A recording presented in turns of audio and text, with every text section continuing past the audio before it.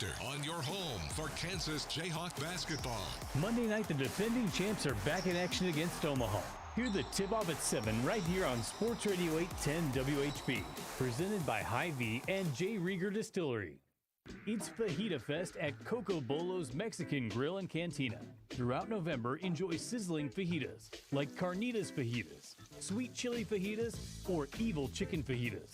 Is your mouth watering? Go to Coco Bolo's Mexican Grill and Cantina, located in Overland Park at 135th and Nolan Prairie Fire. Find us online at CocoBolosMexicanGrill.com. And don't forget our fall cocktail menu, Coco Bolo's Mexican Grill and Cantina. Loud food, spicy music.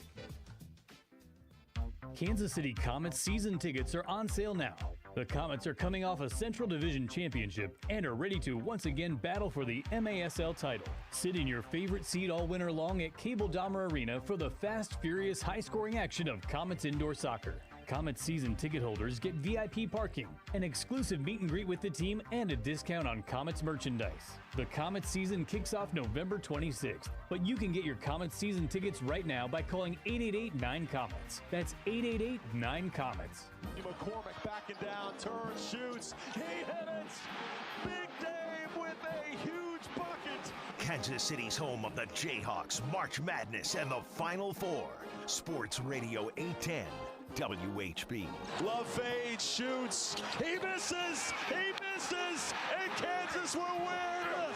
It's a bad year for Kansas basketball! The official radio home for Kansas Athletics in Kansas City. Sports Radio 810 WHB. Chiefs fans, this is the Sports Radio 810 WHB postgame show, presented by CBD American Shaman. Life is better with the feather.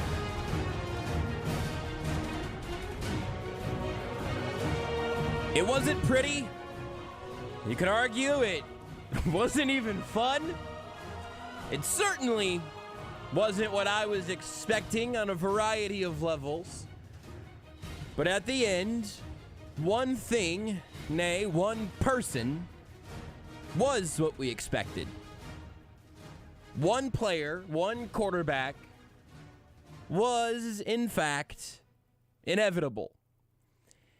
Didn't always feel that way, and by the end of it all, I could definitely forgive you for losing faith. But when it was down to number 15 and maybe nobody else, Patrick Mahomes was Patrick Mahomes. He's pretty good. It turns out, friends, that Patrick Mahomes is pretty good at this. An exhausting 20-17 victory for the Kansas City Chiefs over the Tennessee Titans. We're going to be with you pretty late tonight. I don't know how late, but until we've said everything we need to say right here on the Sports Radio 810 WHB postgame show, I am Joshua Brisco. That other voice you heard is Beards McFly on the other side of the glass. Dylan Michaels producing around the building as well. There are pros and cons and ups and downs, and we can spend our time deciding where we want to, tinker around the, oh God, that can't be sustainable, and where we want to go to, oh, Patrick Mahomes is an alien playing quarterback. And again, you can find your ups and downs, your Kadarius Toney and your defense as a whole notes, or at least in the second half for that defense. Strong performances that you might want to latch onto. Juju Smith-Schuster, Travis Kelce, even with a couple of drops. Plenty of things you could zoom in on and be very excited about. Plenty of things you could be worried about as well. Hey, is that just the Malik Willis effect? How on earth did the Titans net like a total yard in the end of their final gasps for air? Is the Chiefs' offensive line going to get any better? Did the Titans do anything tonight that the Chiefs should be aware of going forward that could be exploited against them in the future? But it would just be, for here, where we sit today in Kansas City, it would be kind of silly to ignore the fact that no game is over when your quarterback is Patrick Mahomes. And as a good friend once said, your team is quarterbacked. by Patrick Mahomes. That mantra should never fully leave your head going through a Chiefs game. But I understand why it is something that can be forgotten. Because for a stretch of this game, Patrick Mahomes was not single-handedly keeping the Chiefs alive. He wasn't hurting them, but he wasn't turning this offense into something that we're more used to seeing. I mean, when they were struggling earlier as a unit, they were struggling. And Mahomes was a part of that. Mahomes had a couple of misses. He wasn't perfect. He was better once they started moving the pocket a little more, and it felt like, I don't think this was actually true, but it felt like just about every passing play in the second half, or at least in the fourth quarter and overtime, involved Patrick Mahomes sprinting or at least drifting one way or the other. But when it came down to, they're either going to lose this game or get a miracle from somewhere, Patrick Mahomes returned to form as the miracle maker. I don't know how much football you could watch before you ever got tired of seeing that. That's what struck me today.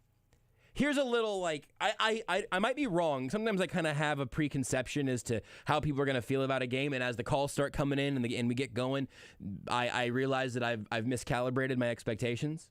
So I'm leaving open the possibility that happens here tonight. But I think it's going to be pretty easy to dwell on the negatives. And maybe I'm wrong because the Chiefs won. It was in overtime. It was at home. Patrick Mahomes did Patrick Mahomes things. If you're excited, let's stay excited. That sounds great to me. But if you're leaning towards one of the totally valid numerous negatives, here's some really wild context that you might not have noticed if you didn't spend your Sunday on the couch from noon to 7. If you waited for the Chiefs to come on, maybe you went and grabbed some snacks during the halftime show. The Bills lost to the Jets today. The Jets are okay. They're 6-3. The Chiefs and Jets have the same number of wins. The Jets have played one more game, obviously. But the Jets beat the Bills today. Josh Allen had a couple of horrible throws, did some rookie season Josh Allen stuff. It was weird. After the game, he said it's hard to win when your quarterback plays like bleep. And he was right.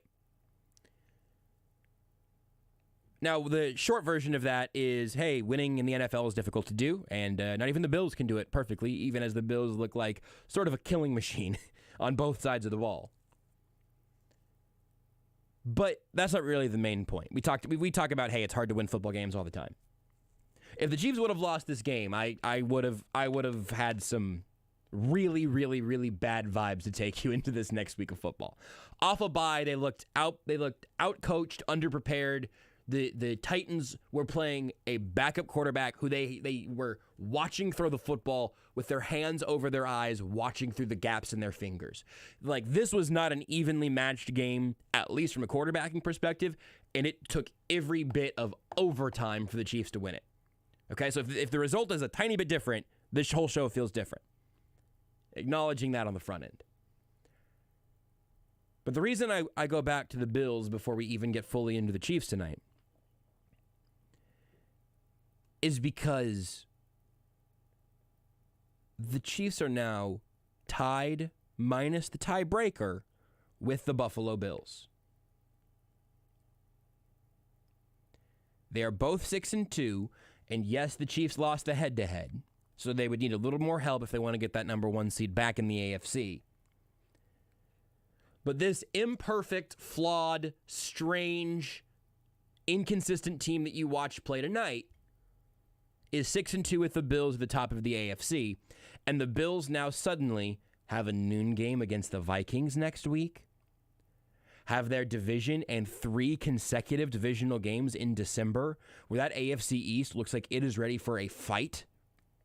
Frankly, maybe more so than the AFC West.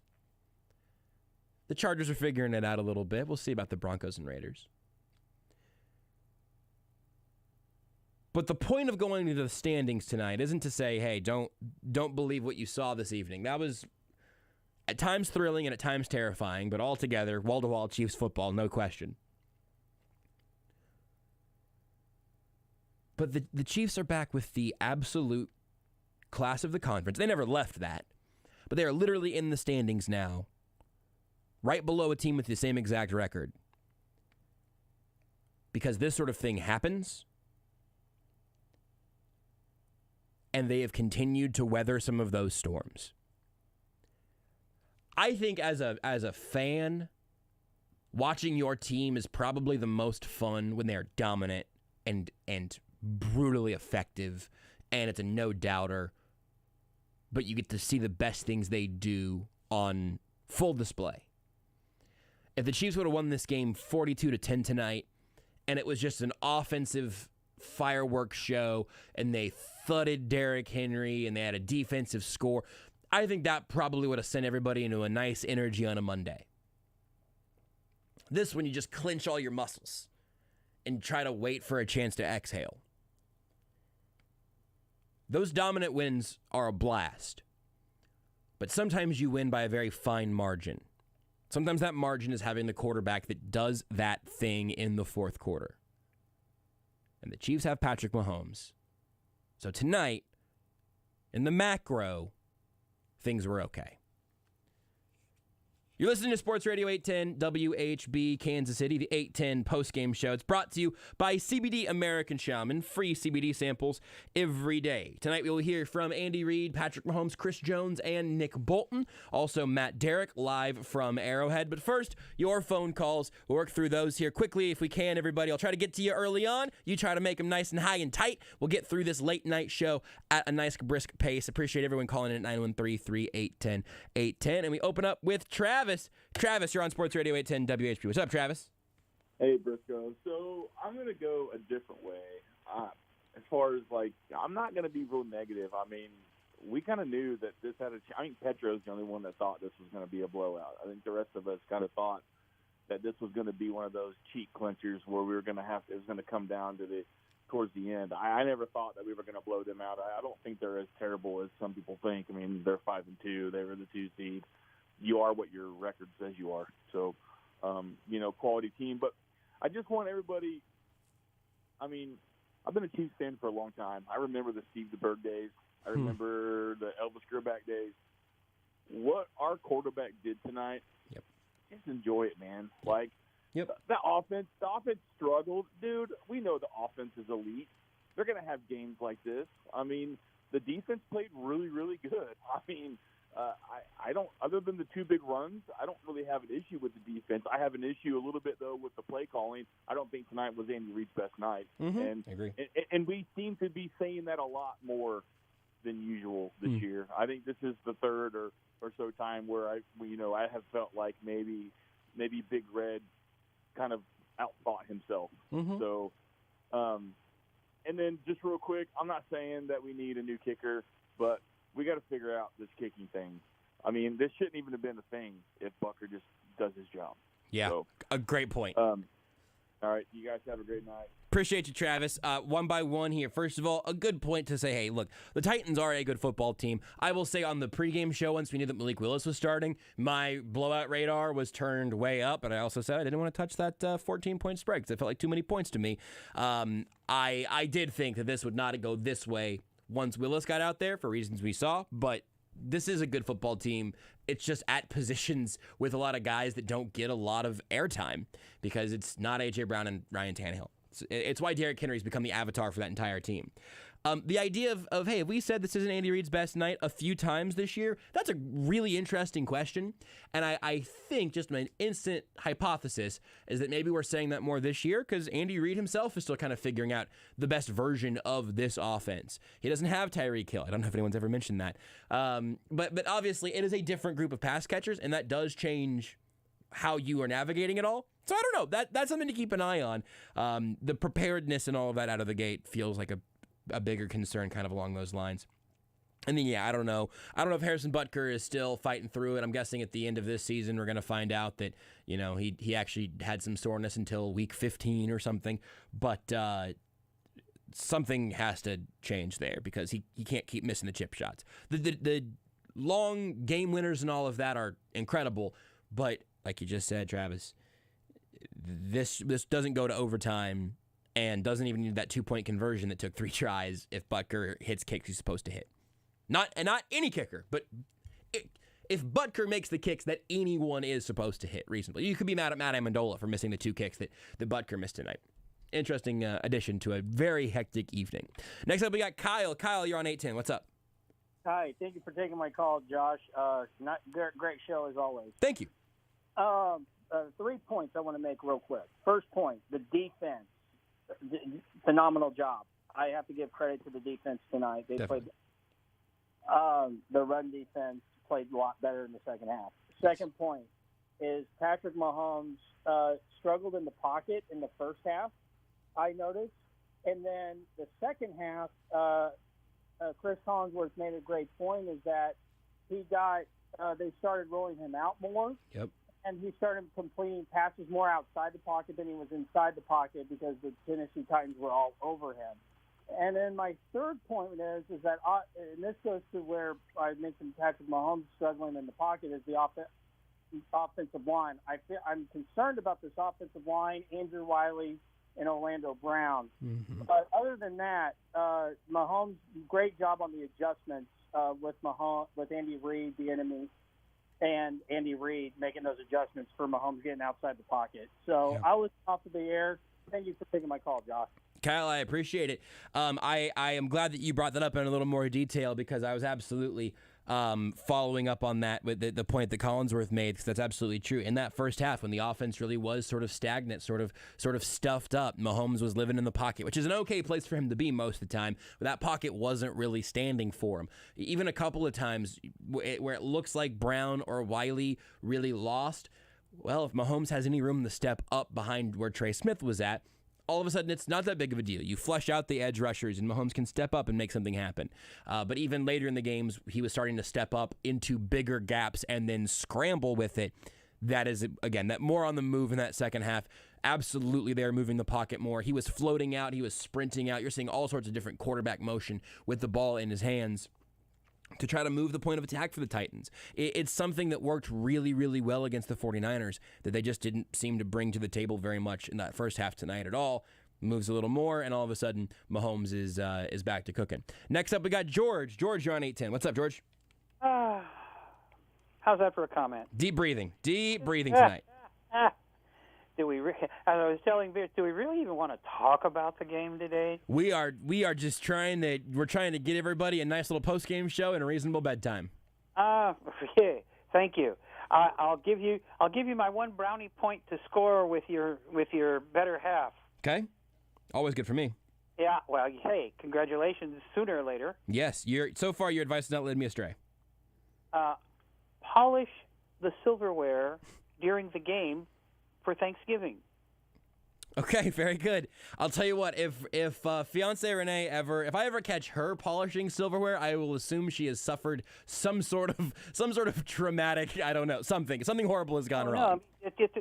That way you can't be told to do anything else. Look, honey, I'm doing this for the game. I'm polishing the silver. You know what? Okay, fair enough. I'm polishing the silverware. She won't even know what to do with that, because no one in our house, either of us, have ever even considered, I don't think, polishing the silverware. So, along those lines, actually, thinking of things that you should do when you should be doing them.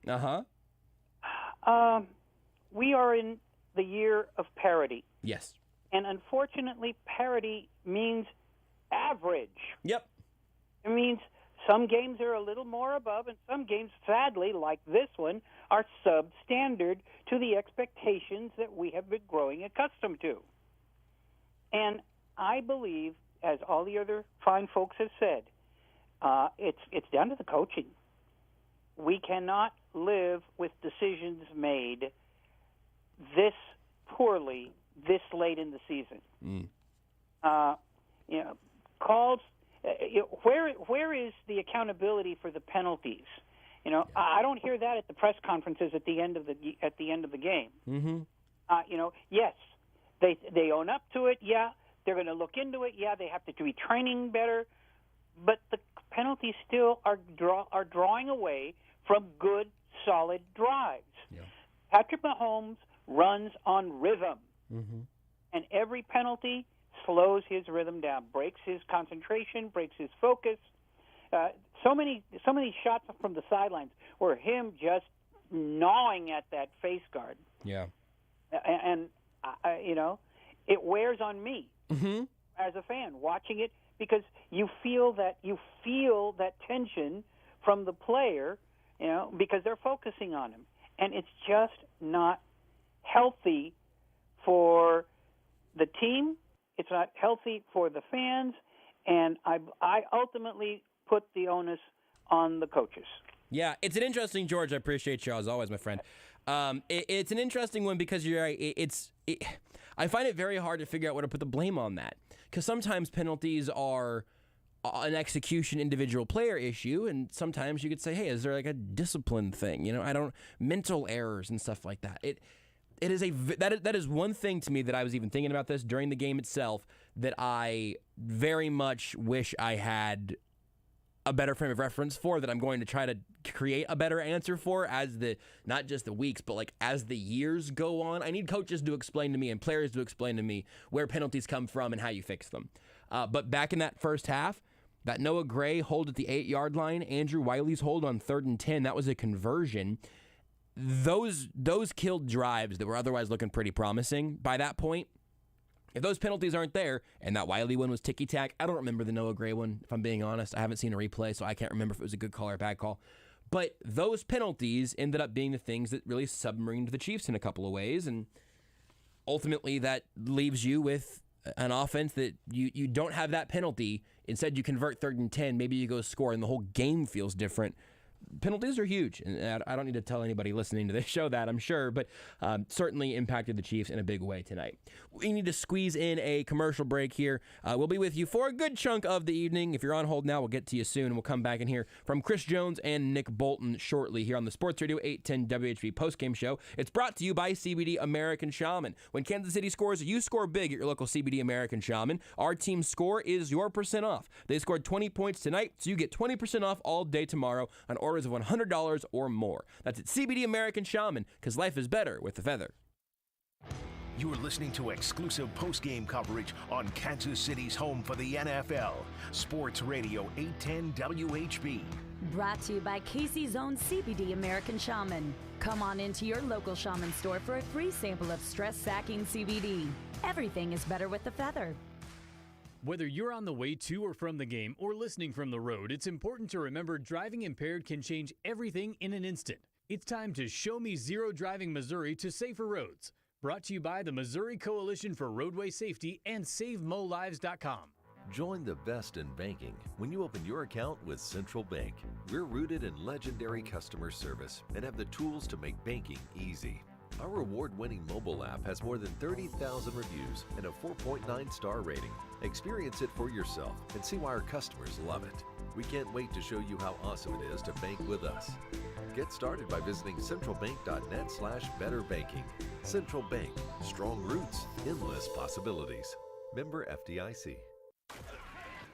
Going for the win doesn't have to stop when injuries occur, not when you have our sports medicine experts on your side.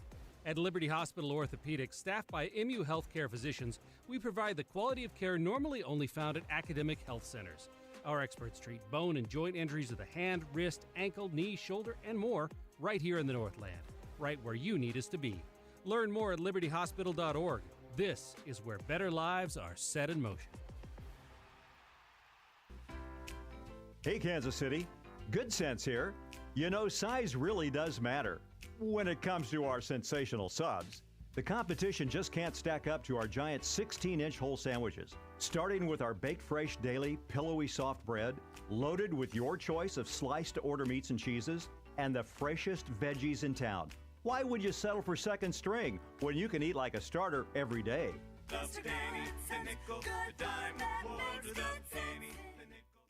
Score big with Xfinity Internet. It's made to do anything, so you can do anything. Supercharge your home with the game-changing speed of supersonic Wi-Fi. With 3 times more bandwidth, it covers the field and then some, and blocks billions of threats with advanced security that helps keep you protected at home and on the go. If you're keeping score, that's internet that does it all. That's unbeatable internet from Xfinity. Learn more at Xfinity.com. Restrictions apply. Not available in all areas.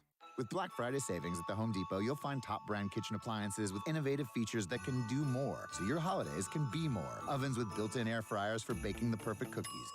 Dishwashers with smart tech to clean everything from bakeware to festive mugs. And high-capacity refrigerators to keep leftovers fresh.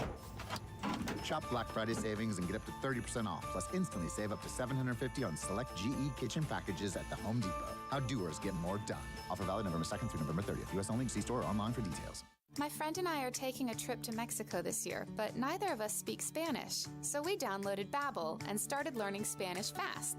Want to get conversational in another language in as little as 3 weeks? Babbel's quick 10-minute lessons were designed by language experts to be the most efficient and effective way to learn a new language. ¿Cómo te llamas? ¿Cómo te llamas? ¿De dónde eres? ¿De dónde eres? Babbel's interactive lessons are created by real language teachers and voiced by real native speakers using a modern conversation-based method. So in no time, you'll be speaking confidently about real-life topics in another language. Nosotras vamos a México en 2 días y ahora hablamos español. Gracias, Babbel. Sí, muchas gracias. Babbel, language for life. Celebrating 10 million subscriptions sold. Now try Babbel for free at Babbel.com.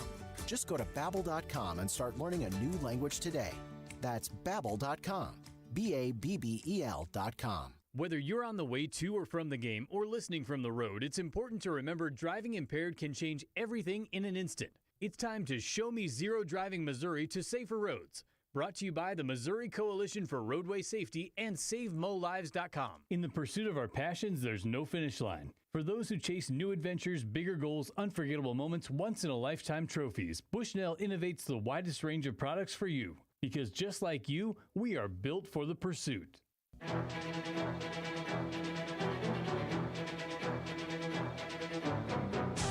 Mahomes waits, takes the snap, back to pass, looking left, steps up in the pocket, moving to his right, room to run across the 10. Mahomes to the 5, breaks a tackle, into the end zone, touchdown Kansas City.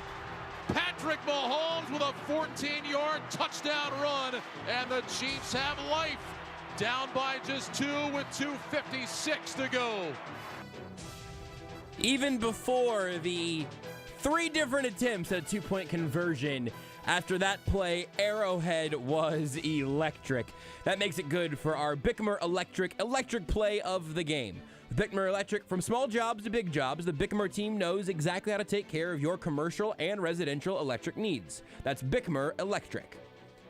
Mahomes was electric, stupendous, dynamic, dynamite, explosive, firecracker, fireworks. Pick all your superlatives. Late in the game in particular, Patrick Mahomes was worthy of all of them, even as this was certainly not a relaxing game for Kansas City Chiefs fans.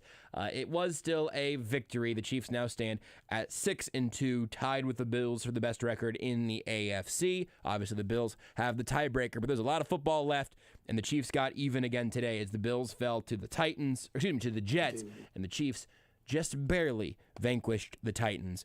We'll bring you Andy Reid, Patrick Mahomes, Chris Jones, Nick Bolton, perhaps some audio from the locker room. We got all sorts of options here. But, Beards, I'm saying, based off some evidence that I just saw in front of me, we need to stay in a holding pattern for just 1 second as we see where the podium is going to take us, and then we will see. It sounds like Nick Bolton will actually be the next man up, so we will we'll stall here for just a second, and then bring you Nick Bolton in the middle of this defense. Which, as we talked about the defense leading into this game, I really did think they would show up and have a good effort with the matchup with Malik Willis. And overall, just with a defensive unit that I was largely believing in, I was second-guessing myself a little bit at halftime. The Titans scored 14 points in that second quarter and 17 unanswered. Right around that range, I was not feeling very good, but this is sort of how the running game goes. Derrick Henry breaks through a couple big carries, and you start to get nervous. And then from that point, really before that point and after that point, the Chiefs didn't do a whole lot of big play allowing to Derrick Henry. They thumped it up pretty good in the middle with Nick Bolton at the center of it. In particular, I think you'll remember that it seemed to be one of those ones that turned the emotion at the beginning. That you recall that play, and did it feel like that to you? Like that it was good for you guys to Yeah, it's kind of a pivotal third down. They're kind of on the fringe area, kicking a field goal. And so it's kind of good to get a negative play, kind of talk them out of kicking a field goal right there, forcing a punt, and kind of give his offense a chance. And so the crowd was great. It was up and down all game, and those guys stayed in. They stayed late, and they cheered us on. So I was proud of them for that. But again, it's just a play I saw on tape. We kind of talked about it through the week, and coaches did a great job giving us keys and stuff throughout the week, and I was able to make that play. Nick, other than the 56-yard run, you guys did a nice job corralling Derrick Henry. What do you think led to some of that success? Oh, yeah, we just kind of knocking the rust off the bye week. We kind of started off a little sloppy, tackling-wise, a couple bad fits here and there, and kind of led to explosive runs. So I was able to settle down, kind of get back in the zone of playing Chiefs defense and not stopping the run, and we were able to have a way better second half. Nick, what does a win like this say about this Chiefs team? Like a win that maybe doesn't look super pretty, but you guys are able to grind it out. What does that say about who you guys are? Yeah, I mean, it's hard to win in this league, and so you get a chance to win. Our defense, we kind of pride ourselves at the beginning of the season how we didn't finish games last year. And so it was great to have our defense come out there and actually in the game for us. We kind of executed down the stretch. They have a first down, I don't believe, like the last 40 minutes, I think. And so just us to be able to get them stops, stop them on first down, force them into some second and longs, let our pass rush and let our corners go to work. And again, it was a great team win, a great job of our defense coming out and executing the game plan second half and tackling. Nick, what did it do for y'all as a team? You're watching Patrick gain the first down on 3rd and 17, scamper for 14 yards for a touchdown, and then convert the 2-point conversion. Oh, yeah, man. We kind of get spoiled watching greatness every week. He does it every single week, and we kind of get spoiled by it. Then he does it again. You kind of get more amazed by it. But, again, that's a testament for what he does throughout the week, man. He works harder than anybody I know. And game in and game out, he brings it. So I was proud of him. I'm proud of the team win, and I'm looking forward to the next one. Nick, how do you guys stay mentally in a game like tonight when things aren't going your way, and then the grittiness of the defense is really what ultimately gets you guys the win? What is, I guess, the mentality for you guys to stay locked into this, knowing you're holding that 9 points by 4? Yeah, we kind of knew coming to the game that we got to play their defense. They pride themselves from running the ball and playing great defense, keeping everything in front. So we knew we had to play their defense throughout the game. And so first half, we didn't do that. Second half, we were able to come out and execute and play better than their defense, and that helped us win. Nick, how did you prepare for the opposing quarterback situation? Yeah, we kind of thought we had Tannehill at first, and we kind of moved to Malik Willis. Kind of run the same things on offense, other than get more involved in the running game. Use his legs a little bit more, some nakeds out to the left side, rather than just running boots to the right. So there's subtle nuances, but most of the time it's pretty much the same. And so we kind of just bring the game plan we have for Tannehill and just had a couple wrinkles here and there for Malik. When did you make the switch over, and were you kind of learning during the game, watching Malik playing live? Yeah, we kind of got the notion that we probably wasn't going to play. I think Tannehill was out on Thursday's practice. Yeah, so he was out on Thursday, so we kind of got the notion he probably wasn't going to play. And so we kind of just started transitioning more to Malik after that, and kind of just worked on both yesterday. All right. Thank you. Yep, thank you. Here's Nick Bolton live from Arrowhead. We will either hear Chris Jones next or get back to the phone lines before we get back on. Did we lose Jabba? It looks like we lost Jabba over on the phone. So you're up next, Jabba. I apologize. Sometimes the press conferences make our timing decisions for us. You know, I'm really, especially in the first hour of this show, I'm really just an air traffic controller, and Beards is just throwing paper planes at me. It's not a very good system we have. It's difficult, but interesting there from Nick Bolton. The end, looking at how they were preparing for how they're preparing for Tannehill and Malik Willis, leaning Tannehill for a while. Then Thursday comes around, Tannehill doesn't practice. They prepared for both of them. Did you say yesterday? I think that's pretty interesting. Being a little bit rusty early on when they were allowing some of those explosive runs. They certainly shored up after that. And then, of course, when the Titans felt like they had to throw it, once they got to 3rd and 8, it felt like they might as well have just brought their punter out and saved themselves the trouble. I mean, Malik Willis might work out. I kind of liked him in the pre-draft process. I kind of like him as a prospect, but that's just not something he's equipped to do right now, which seems pretty evident. And then talking about how with Patrick Mahomes, you're watching greatness every week. And I think that's about right. Should probably keep that in mind. Do we know who else we might hear from, Beards? I know this is kind of producing on the air, but Chris Jones is expected to the podium, and then our very own Todd Lebo had some locker room additions as well. I just haven't had a chance to check the email, to be honest. We will also hear from Mecole Hardman, Justin Reid, and Juju Smith-Schuster. Hardman, Juju, and Justin Reid. Maybe more? I don't know. I don't have any other emails from did Lebo Sky yet. talk? I don't know. I'm just saying, we might get more emails from Lebo. We might not. I don't know yet. Yeah, did Sky talk? You said we might get more. I hate you. I know. Just wanted to get some audio evidence of you saying it out loud. Because frankly, you earned it. And then, of course, Andy Reid, Patrick Mahomes, and, as I said, Chris Jones as well. I wish I knew for sure when those folks were going to be at the podium so I could decide if we were going to hear from Butch up next and the rest of the callers in line, but we don't know quite yet. Well, Beards, you've got a couple of different ways of triangulating all that, right? We probably have time for Butch, right? Based off what you know. I think we do, if I'm thinking in 3 dimensions, which means, Butch, it is your time right now, my friend. What's up? Man, what's up? Yeah, I was about to ask you the same thing. How about those Chiefs, man? How about them, Butch? Look, all right, yeah. I'll keep it quick. They have a it's a mentality in Tennessee, guys. That has nothing to do with the personnel that we may have seen or that I riffed on Twitter when I said that the Chiefs were probably going to blow them out and Vegas got it figured out. It's a mentality, and they say to themselves over in Tennessee, "You're not going to pussyfoot the run around us in between the tackles and think that you think you're going to get away with it. You're going to have to play your one-dimensional script, and when we do, we got you. We're going to be all over Spot. We're going to be all over Drive. We're going to be all over Dagger. We're going to be all over Hank. We're going to be all over that play-action slide stuff that you do, that inside fullback belly that you run. We got all of it." And they did. But to the Chiefs' advantage, I think, in this game, thank goodness they were playing it in Arrowhead. They had a few plays that really should have broken open that didn't, even though it was weird. They had some special teams gaffes. But on defense, early in first and second down, early ones, they cover up. They go bare front. They cover up the center and guards. Get you a little better against the run. And the second thing, I'll leave it a couple more, and then I'll get the heck out of here. It's over for the 2018 draft class. I'm sorry. This is it, Derrick Nottie. I love you to death, man. But they benched my guy for a reason. They got Colin Saunders in there. That's a good thing. I think he played well. This is the reason why you go and get Joe Colin for a game like this.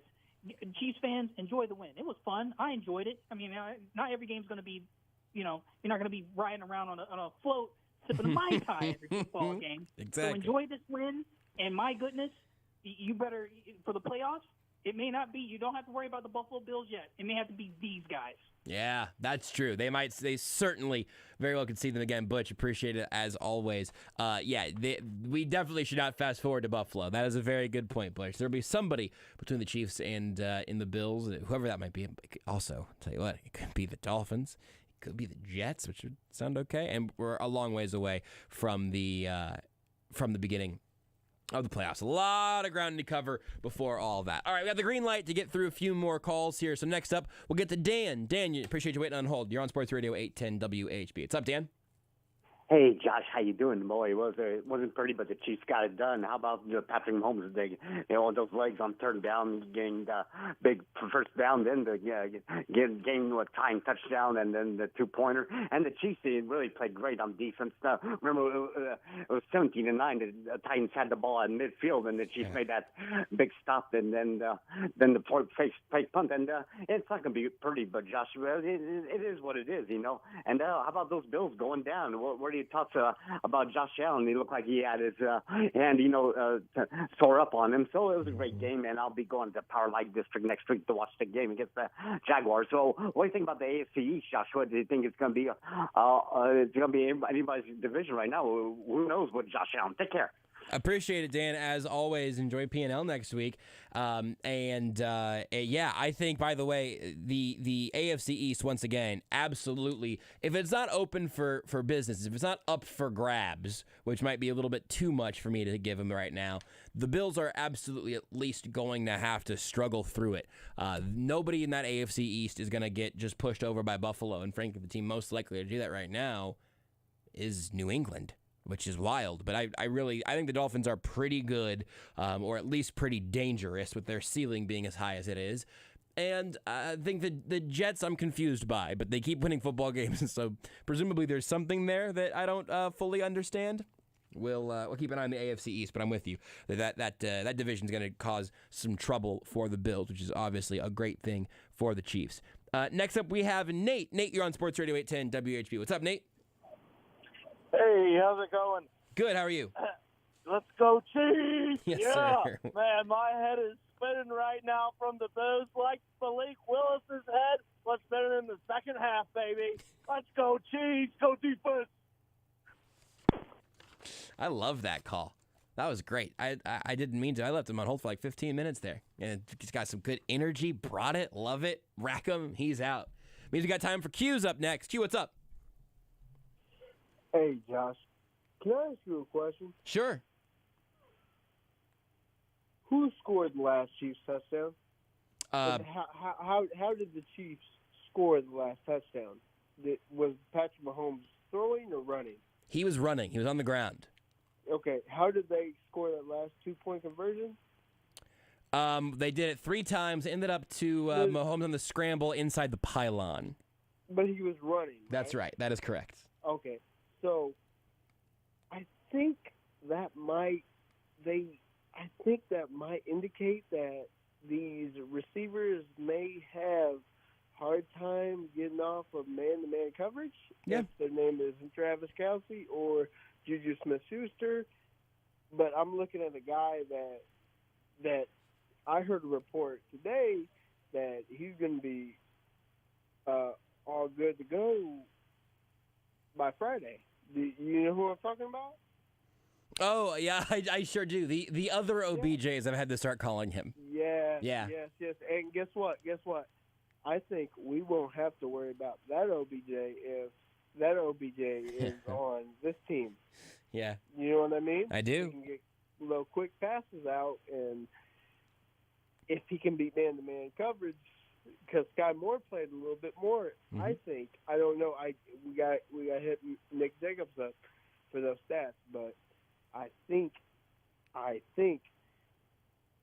he wants somebody that is going to get off man coverage like that. Yeah. You know what I mean? Absolutely, man. I really do. I think you're onto something, and I appreciate the call. I'll give you a little bit on that exact topic because, yeah, that's something that you have seen when this offense is struggling a little bit. And again, I hate to keep mentioning the one name because eventually I'll stop saying it. But like, I do think that's a spot where you miss Tyreek Hill a little bit when you just know, hey, he's going to win man matchups pretty much all the time. Not that the offense never struggled with Hill on the team. It certainly still had its droughts.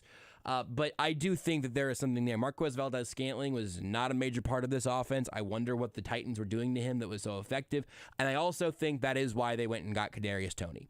Because if Kadarius Toney is going to be active, not just for this year, for years down the line, but he was involved a good amount tonight, I think that the Chiefs see him as a man beater, among other things. But like, I think that's something that he has a unique skill set to be able to do, which is, of course, really beneficial if you can actually make that happen consistently. Next up, we got Mike. Mike, you're on Sports Radio 810 WHB. What's up, Mike? Hey, Josh. I'd like to talk about Colin Sanders and the big guys down low that filled in for Frank Clark being missing and just stuffed up the front end there. I mean, other than the 2 runs by 22, they just pretty much handled business as the big men down low. Yeah, 100%, Mike. No doubt about it. Wire to wire. I mean, again, the couple issues early on, whatever Nick Bolton says about fatigue knocking off the rust. After that interior stepped up in a huge way, especially late. Oh, especially with Frank Clark being out, they manned up and just took business to him, and that was a great thing to see for once. 100%, Mike. I appreciate the call. Also, to Colin Saunders' credit, we talk a lot about being able to get pressure, but then also can you finish the play and actually bring down the quarterback? Can you record the sack and move the ball down the other direction for that offense? Colin Saunders was there clutching it out towards the end. I had pretty much given up hope on Colin Saunders becoming a significant contributor to this defense, partially on the injuries, partially on the development. harder to develop when you're not healthy. And whatever has come together for 99, it has been a great year for him, and maybe never more evidently than tonight. Both just great performances from him and the interior, really, again, especially after the issues early on, they really solved that puzzle in the second half. We are back in a holding pattern. I've got Lucas and Titan Tim on the line. Is that Titan Tim as in like Tennessee Titan Tim, or like Release the Kraken Titan Tim? Both of you, I really am compelled to hear what your case is going to be, but I don't want to hit the phones until we know, because we're waiting for Chris Jones at the podium, and then also Kelsey from the locker room. Beard, is that what you got? All right, cool. We will see exactly. We'll see exactly what order we get to all of those in, and exactly how far down the line we get on the Sports Radio 810 WHB postgame show. I'm Joshua Brisco. That's Beards McFly. Dylan Michaels also doing the producing around the building. It's all brought to you by CBD American Shaman. Free CBD samples every day. And there are lots of ways to get in touch with the show as well. Of course, you can call in, but sometimes you see how this works, where I'm in the air waiting to see if I'm going to the phones or going to the podium. You can also leave your comments across the Sports Radio 810 video feeds across the internet. That's the 810 Facebook, YouTube, Twitter, and Twitch. We're in all those places. There are comment sections in all of them. Of course, you can tweet us as well. I'm at JB Brisco. Beards is at Beards McFly. Of course, at Sports Radio 810 is the station account and where the video feeds all come from. So lots of ways if you would like to hop in the comment section. That way you can also interact with each other and things you saw and liked, and try to get the good takes to the top. Make sure Beard sees him over there on his master screen that he's got, overseeing everything. Caden on Twitch says, can we start the conversation about Butker? He's clearly a better kicker when he's clean-shaven.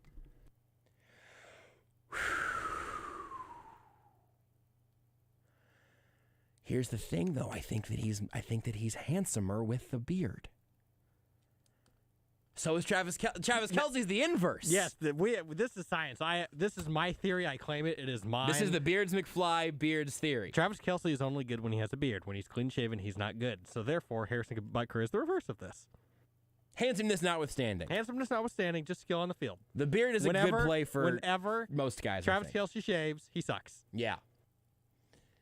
Where it immediately becomes worse than Noah Gray with stubble. That's how that all adjusts here. Well, anyway, it is the Sports Radio 810 WHB postgame show. Beard talk from Beards McFly, and football talk occasionally from me. We've got a strange pace to it all at the podium. You're doing some gesturing, Beards. I would love nothing more to talk to my good friends Lucas and Titan Tim, while also loving nothing more than hearing from Chris Jones at the podium. Chris Jones already has tweeted at Shannon Sharp telling him to shut up, clown. That was well before. He had time to do that before he got around to the podium. Shannon Sharp tweeted something about Chris Jones always being good for one dumb penalty. I'm guessing that was about the offsides. Did he have the neutral zone infraction? He didn't have any other penalties after that. I mean, you don't want to line up offsides, but I wasn't going to tweet about it or anything. I'm also not Shannon Sharp. That's how that works, I guess. I'm hearing rumbling through the glass, Beards. All right, I'm gonna go to the phones, and if I gotta cut anybody off, I apologize in advance. But I'd rather hear from Lucas. Lucas, appreciate you waiting as we do our little dance here. What's on your mind, Lucas? Hey man, I went to the game, and every time that Travis Kelce come off on an offensive possession, he just went to the sideline and went down by himself every time, like 3 times in a row. And then when he come out to the offensive possession, he went out with the lineman. I don't know if there's something going on or what, but interesting. He didn't see himself tonight. Yeah. That's really interesting. Anything else, Lucas, just before I let you go? No, that's it. Okay, it's a really interesting observation. Appreciate that. I would say we saw on TV, I guess you wouldn't have seen this if you were there in person. I mean, you would have seen the aftermath. But after the pick that was basically his fault, I think, is when he ripped off his helmet and basically underhand bowled it and then screamed a word that was, I believe, 4 letters and not one that I'll be repeating on the radio tonight. It was poop. Well, no, because we repeated that on the radio, so it's already... You said you wouldn't repeat it. I said I wouldn't repeat it. There's nothing holding me back. He took off his helmet and he threw it and he went, farts! Use your imagination. So I wonder. He did talk in the locker room at least for a little bit. So I'm interested to hear if he breaks that down at all. That would be kind of interesting to hear from him on that front. Let's go ahead and go back to the phones to Titan Tim. Appreciate you waiting on the phone, Tim. I got to figure out what this Titans about tonight though. It's Titans, Tim, man. I was at Arrowhead today. I'm a Titans fan, watching the game. Great game. Josh, I got to say, I heard you on Taco the Town. I loved you on that podcast. Excellent. Love your show. Thanks for having me on. Well, Tim, I appreciate it and really appreciate being known for my food-based guesting. That really is a quick spot back to my heart. How did the Arrowhead home crowd treat you? Hey, really friendly. Loved it. I had my Oilers jersey on today. Everybody was really cool about that. I just got to say, though, these Chiefs fans pounding their chest about this game. Look, you beat a basically Division II quarterback by 3 points, and you got 3 chances to get a 2-point conversion with the best quarterback in the NFL. You shouldn't be too proud about this win, guys. This is a shit win. Well, you can't say that, Tim. I'm sorry, I hung up on Tim because you can't. We just did a whole bit about the 4-letter words you can't say. Titan Tim was so cool about it until then, too. Well, anyway, it looks like Chris Jones will be approaching the podium in mere moments, Beards. Mere moments for Chris Jones. So we'll hear from 95 in the middle of this Chiefs defense here in just a second. Live from Arrowhead here on Sports Radio 810 WHB. We expect to hear from Jones, and then we'll hear from Mecole Hardman, Juju Smith-Schuster, Justin Reid, Travis Kelce, at least some combination of them in addition to Andy Reid and Patrick Mahomes. Soon. Okay, all right. Trusted Lebo's timing. Such is life.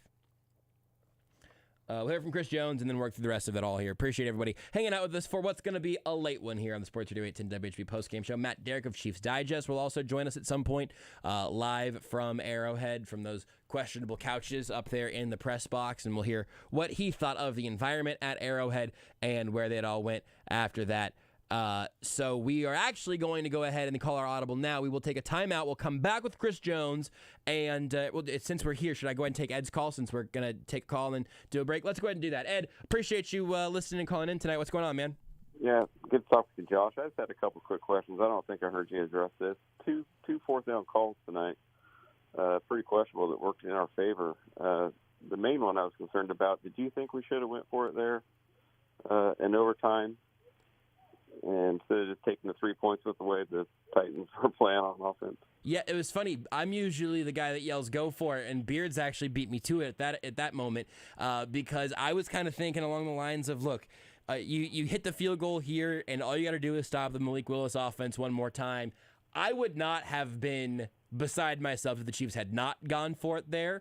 On the other side, though, if they go for it and don't get it and the Titans get the ball back, the game doesn't end in a tie by default, right? The Chiefs get the ball back again. So I thought it was a safe go for it situation there, but I would not have had my feelings hurt if they would have kicked it. Should have risked the tie, potentially, I guess, if we don't get it. Which I guess a tie is better than a loss. But, sure, yeah. That would have been frustrating. Yes. But we'll take the win, I guess. It was. I got to give credit to Spags and the defense.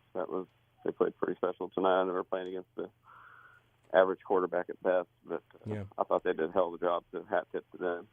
100%.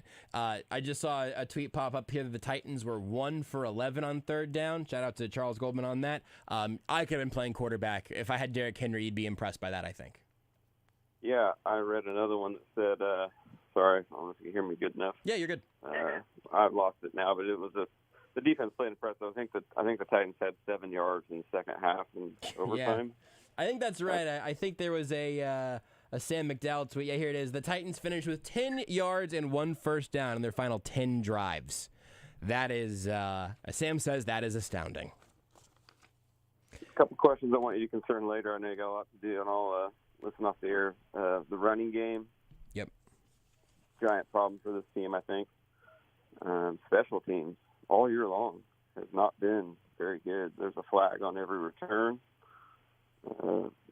Buckers missed too many punt returns than a disaster. I'm hoping Tony can make. I mean, that was a little better tonight, but yeah, a little concerned about special teams as well. With reasonable reason, I think, Ed. Appreciate the call. Appreciate you listening. Because, yeah, the running game, we'll work through that more tonight, and I'll ask Matt Derrick about it as well. The running game, I am not, big picture concerned with on a regular basis. I would rather see the Chiefs throw the ball more often than not. But 4 carries for 5 yards from Clyde. 5 for 5 from Pacheco, 3 for 4 from Jerick McKinnon, and 1 for 0 from Michael Burton is not the stat sheet you want. Clyde got that first down when it counted, though. I mean, he and did. My God, were we all scared. Yeah, I did not have Clyde as the fullback, as the fullback in an offset I formation. I did not think that was going to be what the Chiefs did on a must-have-it 4th downer, but that's where we end up. So the Chiefs are nothing if not a roller coaster to watch from all angles. We will take a quick break and come back with some audio from the locker room, from the podium. We'll talk to Matt Derrick of Chiefs Digest and bring a lot more on a show that's going to take you well into the hours of the morning here. We'll go from Sunday to Monday all together here on Sports Radio 810 WHB. You're listening to exclusive post-game coverage on Kansas City's home for the NFL. Sports Radio 810 WHB. Brought to you by Casey's own CBD American Shaman. Come on into your local Shaman store for a free sample of stress-sacking CBD. Everything is better with the feather. Frank Bowl here from my friends at CBD American Shaman. You've heard me talk about my experience with CBD products. If you struggle with pain, anxiety, sleep, or lack of energy, visit your local CBD American Shaman about the benefits of high-quality hemp oil. And if Kansas City scores big, you score big discounts. Kansas City puts up 30, it's 30% off. 50% off your order of $100 or more the day after the game. Only at CBD American Shaman. Life is better with a feather. Tito's Handmade Vodka is America's original craft vodka. Tito's is made from corn and naturally gluten-free. Visit us at titosvodka.com. Distilled and bottled in Austin, Texas, 40% alcohol by volume, Neighborly 80 proof. Crafted to be savored responsibly.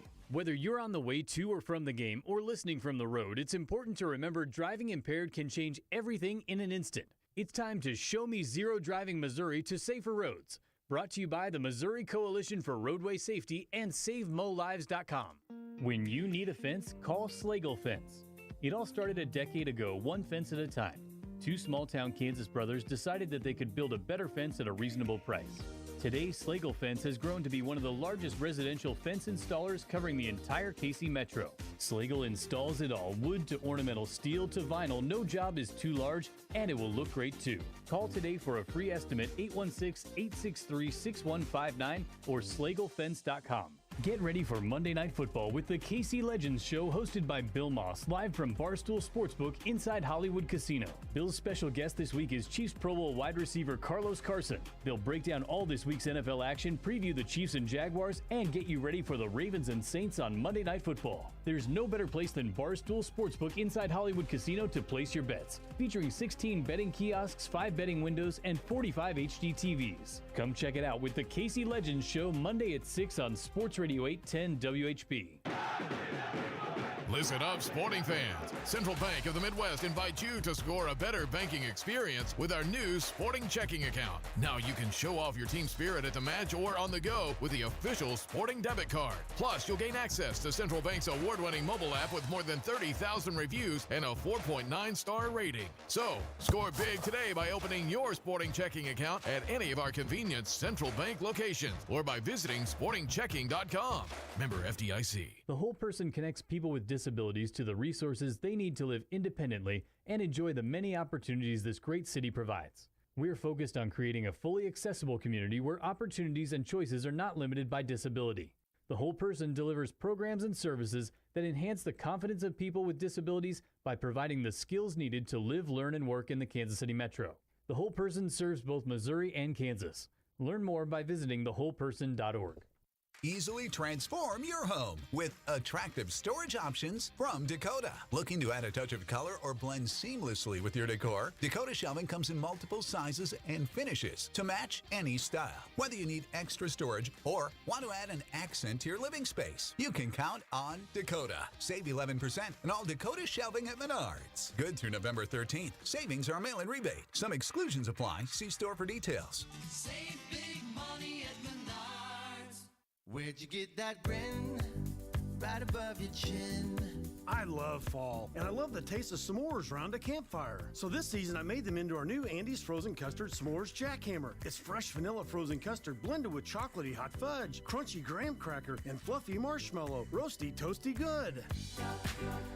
With a smile at Andy's, top your day. With a smile at Andy's, top your day. It's time to take the whole family straight to Andy's Frozen Custard. They have this incredible new S'mores Jackhammer. Amazing fresh vanilla frozen custard blended with chocolatey melted hot fudge and the crunchiest, crumbliest graham crackers. Andy's Frozen Custard, the world's finest. It's the best way to top your day with a smile. Tito's Handmade Vodka is America's original craft vodka. In 1995, Tito Beveridge built his very own distillery and put his life savings into it. Since then, he's won the unanimous Judges' Choice Double Gold Medal at the World Spirits Competition, the Chairman's Trophy for World's Best Vodka Tonic, and many others. Tito's Handmade Vodka is still made on the same land where he started it all in Austin, Texas. Distilled from corn and gluten-free. Visit us at titosvodka.com for recipes, videos, and more. Distilled and bottled in Austin, Texas, 40% alcohol by volume, namely 80 proof. Crafted to be savored responsibly. 6 national championships. Your Jayhawks have just hung a 6th banner. More wins than anyone in NCAA history. Chalk it up, the Jayhawks win. There's no place like Kansas. Oh my goodness! Be a part of the next epic chapter on your home for Kansas Jayhawk basketball. Monday night, the defending champs are back in action against Omaha. Hear the tip-off at 7 right here on Sports Radio 810 WHB. Presented by Harry's Liquor and Amini's.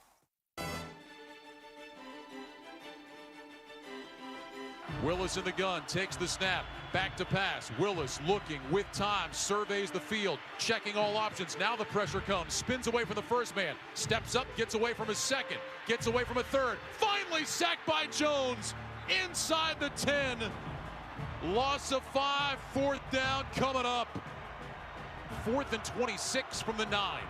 Willis in the gun, 3 receivers right, single man left. Henry is in the game, a wing to the left.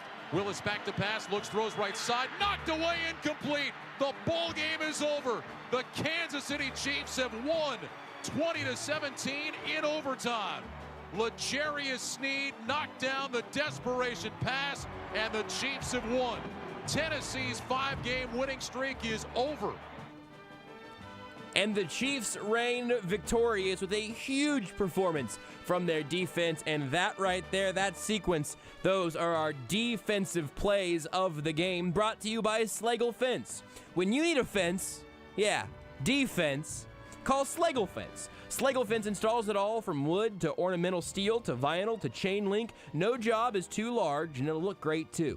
Schedule your free estimate by going to schlegelfence.com. That's SLAGLE fence.com, or call 816-863-6159. Maybe you'll get as good of a defensive performance as the Chiefs did tonight. Nay, maybe even better. We'll hit the last couple of callers for the evening here on the phones. You can, of course, continue to watch, listen, and leave your comments across all the Sports Radio 810 video feeds. Appreciate everybody doing that right now tonight. Hi.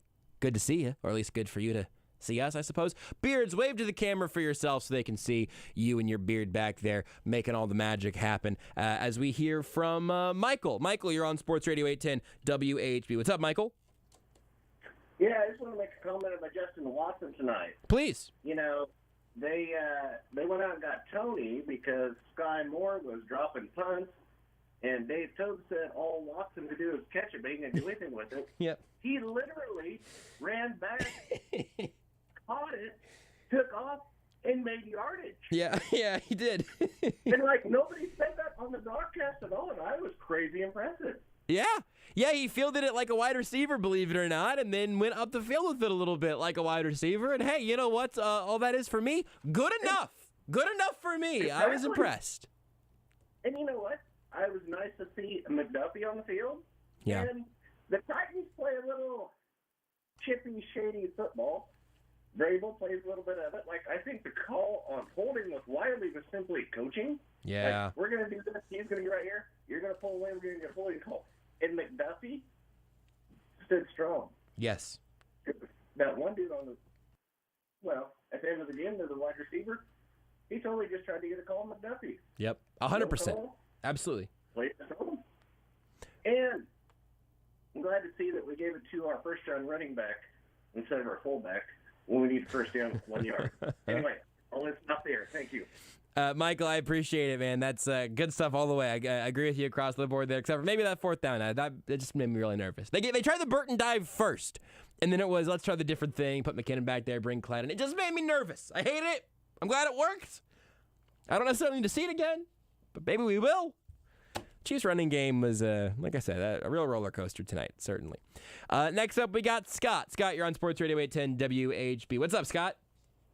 Hey, Josh. Thanks for taking my call, man. Of course. I got just 2 or 3 quick points here. First of all, Patrick Mahomes is the MVP, okay? Yeah. I'm sorry. There's none of these other guys, Josh Allen, Lamar Jackson, that have these flashes. They just don't make the plays and do it in crunch time as often as Patrick Mahomes does. So that debate, I get, it gets tired when you have the same guy year after year after year dominating the discussion. But he's the MVP. He's the most valuable player in the NFL. It's clear as day after watching a game like this tonight. Second point, I think where the Chiefs are missing a Tyreek Hill, there was a play where Juju caught the ball, and he ran it up the seam and got tackled there at about the 30-yard line. And if you got Tyreek Hill, I think he burns that safety right there.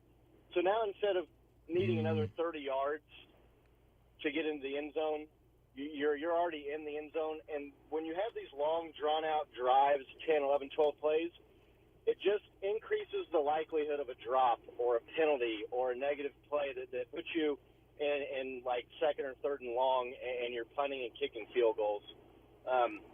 And the final point I will make about Butker, I'm not gonna jump ship on him too soon. He's been really good for us, but is it just me, or does it seem like all of his kicks are super sketch? Like they're going to like a crazy angle, going side to side. They knuckle. None of his kicks are that beautiful textbook end over end, just going right down the middle. But I'm not going to jump ship on him too soon. He's come back. He missed some time with that injury, but yeah, the Chiefs are going to, they're going to need him down the stretch to be better than he's been the last couple weeks. I'm with you, Scott, so much that I'd like you to stay on the line, please, because I'm going to make you our caller of the game, brought to you by our friends at Greengrass Cattle Company. That right there feels like the biggest honor I could possibly bestow. I do want to come back to a couple of your points, though, so I will circle back. But first, I got to tell you that if you are not our caller of the game and you do not want to live your life without having the delicious things that come from Greengrass Cattle Co., you don't have to just call in and be excellent on the phone. You can also head on out to their store in Weston, Missouri, off 45 Highway, less than a mile from their ranch, or you can order online at greengrasscattleco.com and they'll deliver right to your door. They're locally owned and operated in Weston, Missouri. They implement the best practices with their premium Black Angus cattle. They provide the best feed, clean water, and low-stress environment to give the best lives and the best quality beef in town. So just incredible work there from Greengrass Cattle Co. In fact, I've seen a little bit. I got the director's cut currently. I got to check out still. But there's going to be something coming out pretty soon that will show you my experience out there at Greengrass that I think will make you appreciate the great work they do and maybe appreciate me less as just a capable person. I'm not sure. We'll get there when we get there, but appreciate Greengrass Cattle Co. very, very much. Certainly have my concerns about Butker. It's one thing that has made me appreciate Justin Tucker even more. He just hits the middle every time. If you put like the third post in the middle of the uprights, made that worth 4 points, Justin Tucker would be like the greatest weapon in the history of football because he would just doink it off that middle post constantly. And yeah, Butker always kind of takes you on a little bit of an adventure. I'm willing to give him the benefit of the doubt on the injury front for now because it would be very easy to see, hey, he's able to kick, but he's not 100% where you'd like him to be. That seems totally possible. Or he's just got kind of that short yardage wonkiness that we've seen from him in the past. Bears watching, I think not going and having a full kicker tryout is probably reasonable, but also worth noting that could be an issue going forward. And then, I think that the slogan I'm going to say from the idea of when you don't have the touchdown breakers, more plays, more problems. I mean, that was the whole ethos behind putting the cover 2 shells on the Chiefs and trying to keep stuff in front of you, even when Tyreek Hill was out there. Don't let them score in one 75-yard play. And eventually, maybe the greatest tight end of this era will have a pass go off his hand, off his face, and into the arms of a defender. Weird stuff happens when you make more plays happen, and I think that philosophy against the Chiefs offense makes a lot of sense. We're going to hear from Chris Jones here, Beards. Let's do that. Number 95 in the middle of the Chiefs defense. Had a big game tonight. You heard him in the return from break make a big play late in this game as the Chiefs defense really held their own. Here's Chris Jones. How you guys doing?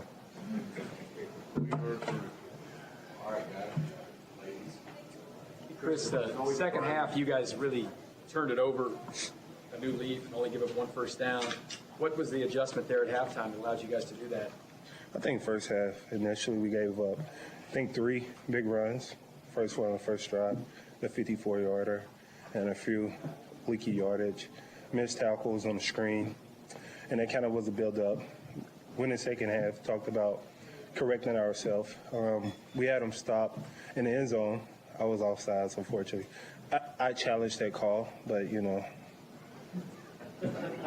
But yeah, we had to make an adjustment, stop shooting ourselves in the foot, and just play fundamental football. Chris, in overtime, you and Carlos with that third down sack. What's going through your mind once you guys are able to get home?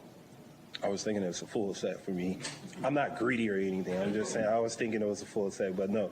Carlos is, I think it's 99.5, right? Yeah, that's special. I don't. They just don't give sacks out around here. You know what I mean? But no, that's special, man. Guys play a long time in this league and never achieved that type of accomplishment. So kudos to him. He needed a half a sack, and it took him 8 games. So I can understand how challenging that is for him, what's going through his head. But I'm proud of him on that aspect. But main focus was getting these guys in passing situations, getting them to throw the ball, play to our strengths as a defense. And once we were able to do that, we were able to get after the quarterback a little. Chris, you've seen Patrick help you guys win games in a lot of ways, but did you take special note of what he did tonight with the 3rd and 17 run? Were you able to watch that, or were you doing something else? Of course, I'm all eyes on Pat. He threw for 450-plus yards, and that's special itself. And at that moment in time, we actually needed something big to happen. The offense, it was up and down flow, a lot of adversity. I think by making that run, he actually gave them that boost that they needed, and we was able to punch it in. Chris, you talking about the adversity. No Frank Clark tonight, talking about how the other guy really. I miss my guy. Can't wait till my guy come back. He's going to be allowed back in the facility next week. But we had a lot of young guys to step up. Malik Herring, George Karlaftis, and Carlos. We got him on a snap count, but we was able to extend him a little bit in critical situations. Colin Sanders made a lot of big plays tonight. So we got a lot of depth in the room, a lot of young guys in the room who Coach Cullen asked a lot to step up from, and I'm proud of those guys. Chris, I'm sure you'd rather win games by bigger margins, but what does it do for you guys to make a habit of winning games? This is I explained, this is a playoff type of atmosphere game right here. We probably see this team somewhere in January, February, depending on how this thing goes. And that's what it's like. That's what a playoff atmosphere game is like. It's going to be close. There's going to be situations where you're challenging, you're battling each other, and you got to overcome whatever type of situation you're going through. And Quarterback, what you guys prepare like, and were you surprised that he was the guy who got the start? No, we wasn't surprised. I talked to Jeff Simmons earlier during the week, and we knew, you got to pick the brain. We knew that he was going to play. Tannehill was in the boot, so we prepared for him well. I don't think we gave up that many rushing yards against him. And second half, I just seen 27 plays, 7 yards. So kudos to the defense. We played a hell of a game. Second half, I'll say. First half, we kind of gave up some leaky yardage. But a heck of a team win. Thank you, guys. A team win, and Chris Jones being the real face of this defense. Some interesting things there as we continue our locker room report right here on Sports Radio 810 WHB. Our locker room report, Beards. Our locker room report presented by Twin Peaks. The Chiefs Locker Room Report is brought to you by Twin Peaks. No one does football like Twin Peaks. Whatever your preference, they have everything from tequila cocktails and an extensive bourbon category to top shelf spirits and cocktails served over ice balls. Local craft beers and handcrafted whiskey cocktails round out an adventurous drink menu, second to none. And don't forget about their 29-degree man-sized drafts at Twin Peaks. Interesting to hear Chris Jones talk about, hey, the goal was to get these guys in passing situations. Obviously, I guess, but he also mentioned that he was talking to Jeffrey Simmons earlier in the week. Had to pick his brain about what they were going to try to do, about who the quarterback was going to be, maybe. Jeff Simmons was the one who talked about dominating the Chiefs' offensive line, and frankly, that all aged pretty well. The Titans' defensive line acquitted themselves pretty strongly in this game overall. The Chiefs offense was able to get just enough done despite all of that, but sometimes that's sort of the story of it, is getting just enough done, and the Chiefs were actually able to do that. It just wasn't always pretty, but it was ultimately a victory. The Chiefs victorious 20-17. This is the Sports Radio 810 WHB postgame show here on Sports Radio 810 WHB Kansas City. Brought to you by CBD American Shaman. Free CBD samples every day. Let's continue reporting from the locker room. Todd Lebo and the others in the locker room had a chance to catch up with Chiefs tight end Travis Kelce. The deep cross where Pat kind of got caught up in the pocket. Yeah. Just trying to make a play when the ball's in the air. I mean, it's as simple as I can put it. What were you thinking when you came back on that ball?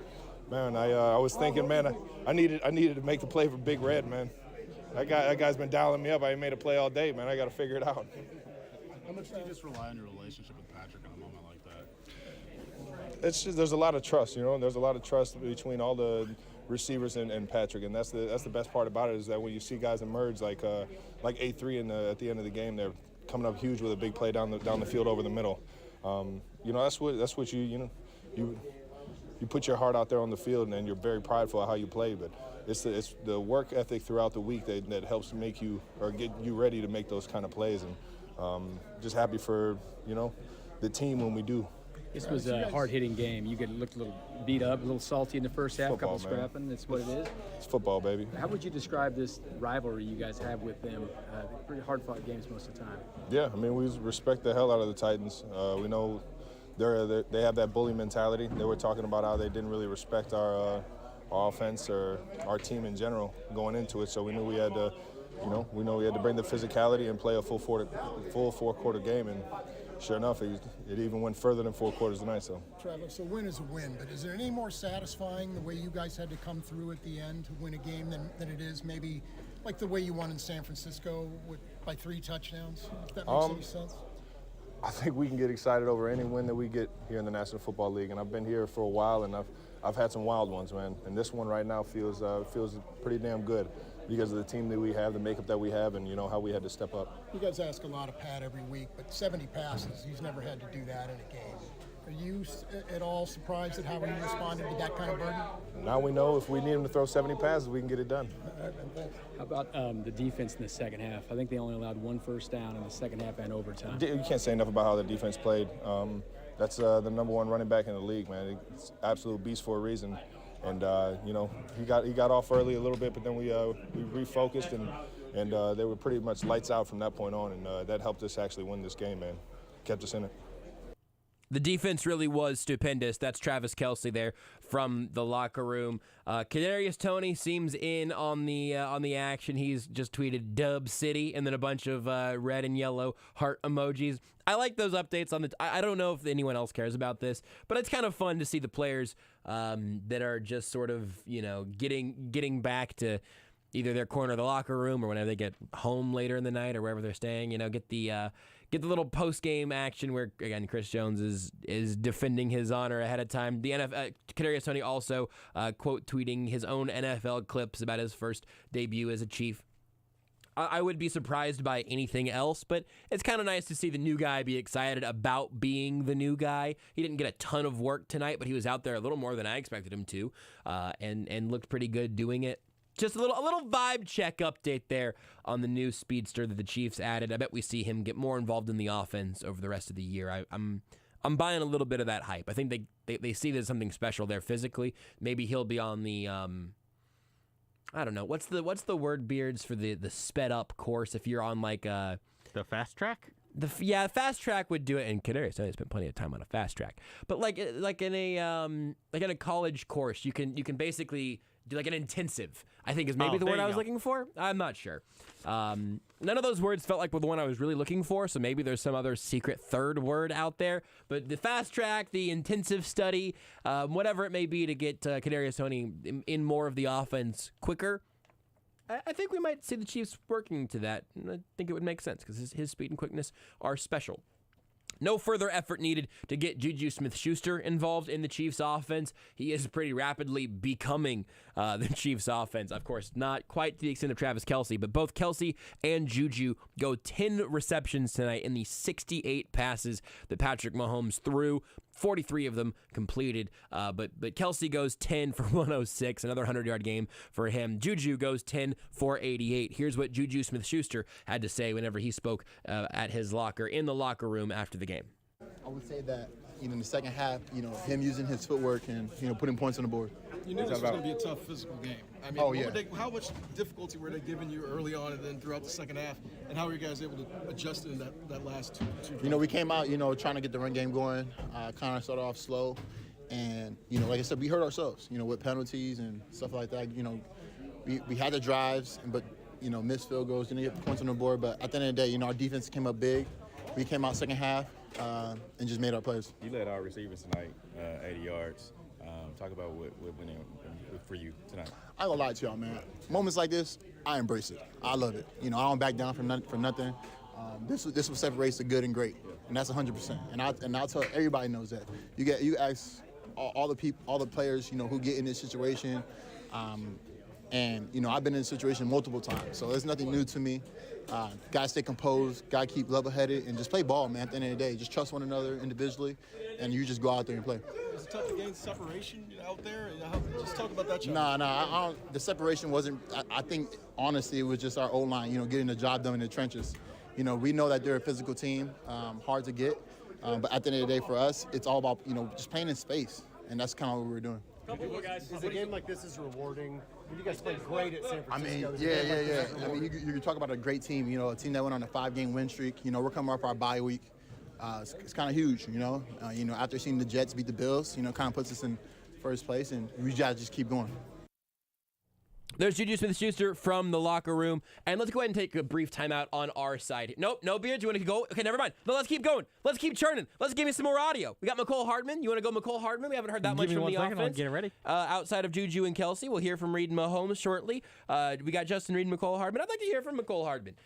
He really has been a big part of this offense. He scored one of the touchdowns today. Obviously, Mahomes threw 68 passes and threw one touchdown.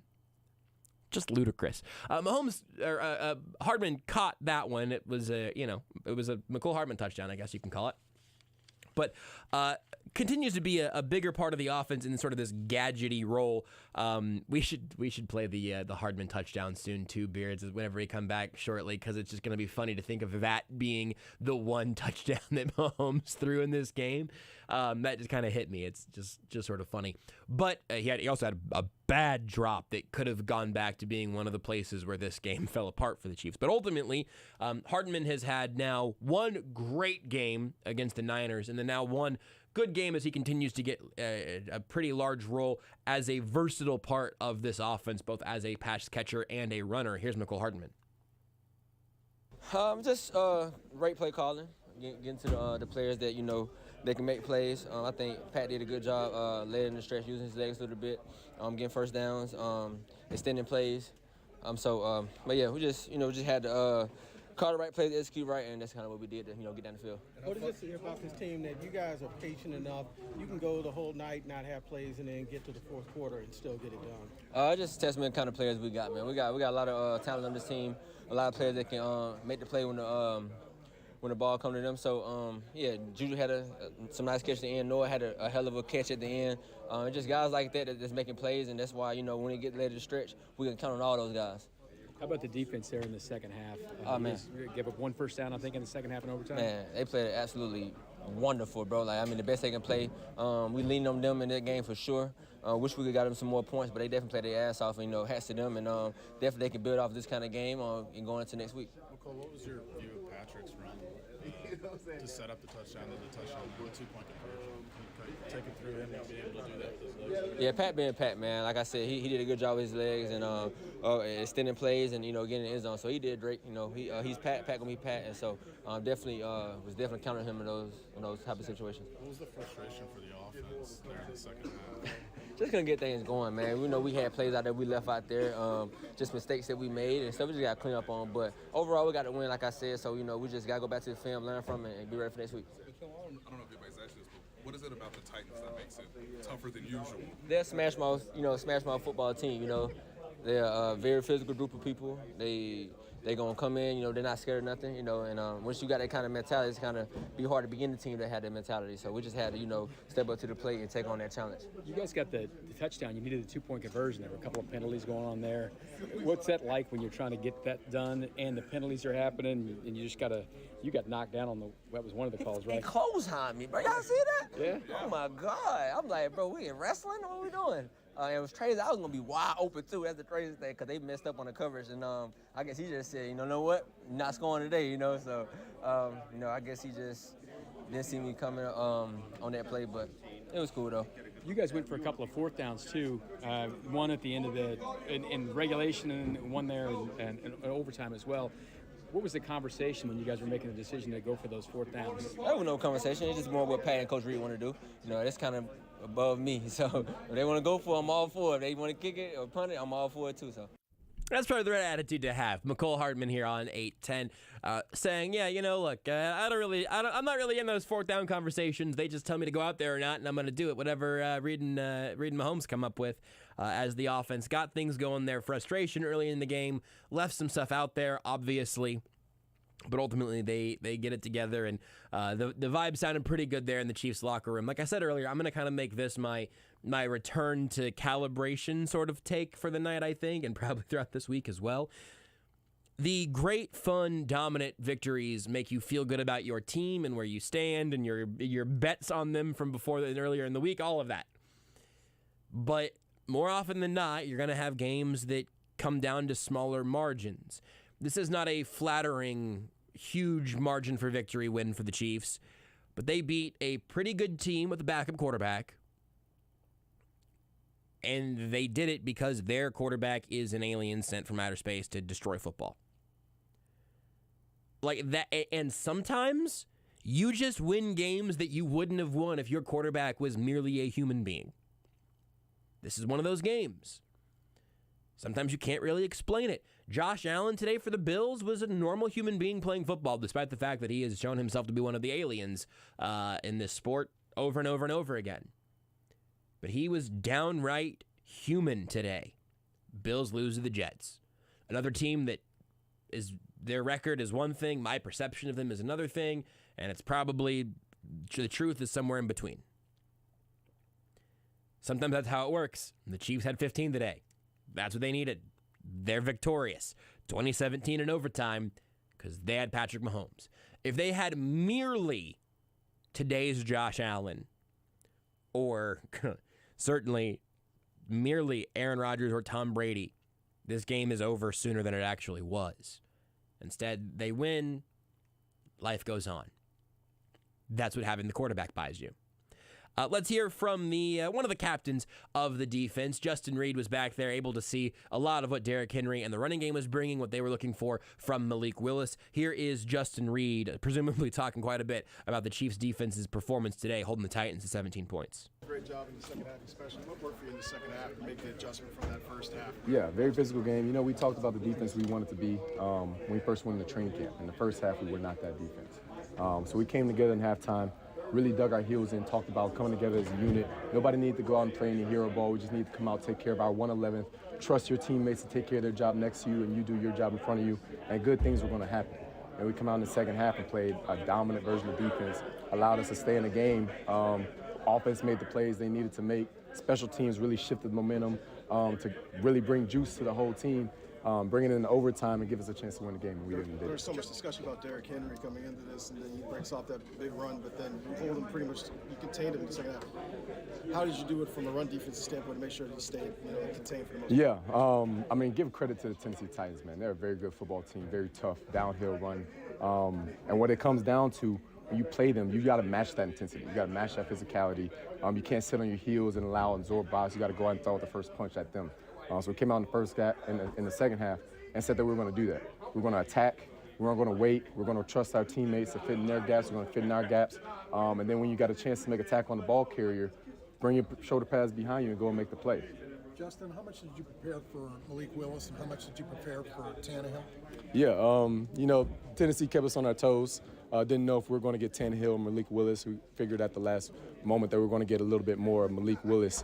The quarterback run game presented to be a problem with us early in the game, but we came back and made adjustments at halftime to really handle that, to try and take his legs out of the game. Talented kid, came out and did a good job for him. Justin, did you get, I know you're doing other things while the offense is on the field, but did you get a good look at Patrick's run on 3rd and 17? Yeah, I did. I got a good look at that one. I got a good look at the touchdown one. That one looked pretty familiar, from a couple of years ago. Man, the guy just, it's a gritty win all across the board. Not all wins are going to be pretty, but credit to the resiliency that this football team has to just find a way, whatever it takes. Everyone's bought in and willing to do whatever it takes to get the win. And I do think that Justin Reid was there being very opaque about when they knew when it was going to be Malik Willis. We heard earlier, I think it was Nick Bolton who said they knew a little bit ago, and then maybe it was Jones that said they knew on Thursday, basically. I'm having a hard time keeping all the pressers straight today because it's been one of those evenings so far. It's already Monday. It's been Monday for like 25 minutes. I just realized that we have fully crossed out of the weekend into the week. It's going to be a week of talking about a Chiefs victory and then looking ahead the Chiefs-Jags as the AFC South back-to-back matchups come for the Chiefs. A lot easier to move on to Jacksonville when you know that it's coming off a victory. 20-17 is the win for the Chiefs. We will hear from Andy Reid and Patrick Mahomes. We will hear from our friend Matt Derrick of Chiefs Digest, who will be live from Arrowhead. We have a lot more to talk about and to break down as we go. We'll keep doing that on the other side of the break. Here it is, the Sports Radio 810 WHB postgame show brought to you by CBD American Shaman. And when Kansas City scores, you score big at your local CBD American Shaman. Our team's score is your percent off. They scored 20 points tonight, so you get 20% off all day tomorrow on orders of $100 or more at CBD American Shaman, because life is better with the feather. You're listening to exclusive post-game coverage on Kansas City's home for the NFL, Sports Radio 810 WHB. Brought to you by Casey's own CBD American Shaman. Come on into your local shaman store for a free sample of stress-sacking CBD. Everything is better with the feather. Simple, smooth, and every sip as easy as the last. Tito's handmade vodka tastes just as good with tap water as it does with your favorite mixer. Back in the day, Tito distilled, hand-bottled, taste-tested, sent to a few friends, then taste-tested again to give you the finest juice around. No frills, no flavors, no fancy labels, just the good stuff. Just Tito's. For recipes, videos, and more, visit Tito'sVodka.com. Distilled and bottled in Austin, Texas, 40% alcohol by volume, Neighborly 80 proof. Crafted to be savored responsibly. NFL Sundays are only getting better, and so are the incredible offers at DraftKings Sportsbook, an official sports betting partner of the NFL. New customers can bet just $5 on any NFL team to win and get $200 in free bets if they do. Plus, everyone can earn up to a 100% boost with DraftKings stepped-up same-game parlays. Go to the DraftKings Sportsbook app, place a same-game parlay, and combine multiple bets like which team will win, player props, and point totals. Download the DraftKings Sportsbook app now. Use promo code 810WHB and place a $5 pregame moneyline bet to get $200 in free bets if your team wins. That's code 810WHB, only at DraftKings Sportsbook. Gambling problem? Getting help is your best bet. Call 800-522-4700. 21 plus, physically present in Kansas. Bonus issued as free bets, 1 boost per eligible game. Opt-in required. 10 plus leg required for 100% boost. Deposit, parlay, and wagering restrictions apply. Eligibility and terms at sportsbook.draftkings.com/football terms. Hey, it's Bob with Culligan Water. Most of you get your water from water treatment plants, but some of you source your water from a well. Your water may have excess levels of bacteria, iron, or even arsenic. The good news is, I can help. Water problems, big or small, I treat them all. Contact me, Bob, at CulliganKansasCity.com/Bob. That's CulliganKansasCity.com/Bob. Let's talk about how to better your water. When you think of better water, think of Bob with Culligan Water. 6 national championships. Your Jayhawks have just hung a 6th banner. More wins than anyone in NCAA history. Chalk it up, the Jayhawks win. There's no place like Kansas. Oh my goodness. Be a part of the next epic chapter on your home for Kansas Jayhawk basketball. Monday night, the defending champs are back in action against Omaha. Hear the tip-off at 7 right here on Sports Radio 810 WHB. Presented by Hy-Vee and J. Rieger Distillery. Join Union Broadcasting in thanking local companies that care. Companies That Care is an effort to let you know about local companies giving back to our community. This is Andrew Reid, head coach at Sumner Academy and proud Kansas Cityan. Athletics has had a tremendous impact on my life and so many others around Kansas City. With the financial help from the DePasquale Moore Law Firm, the future of Sumner Academy football is bright. Thank you to the DePasquale Moore Law Firm for being a company that cares. Go Sabres!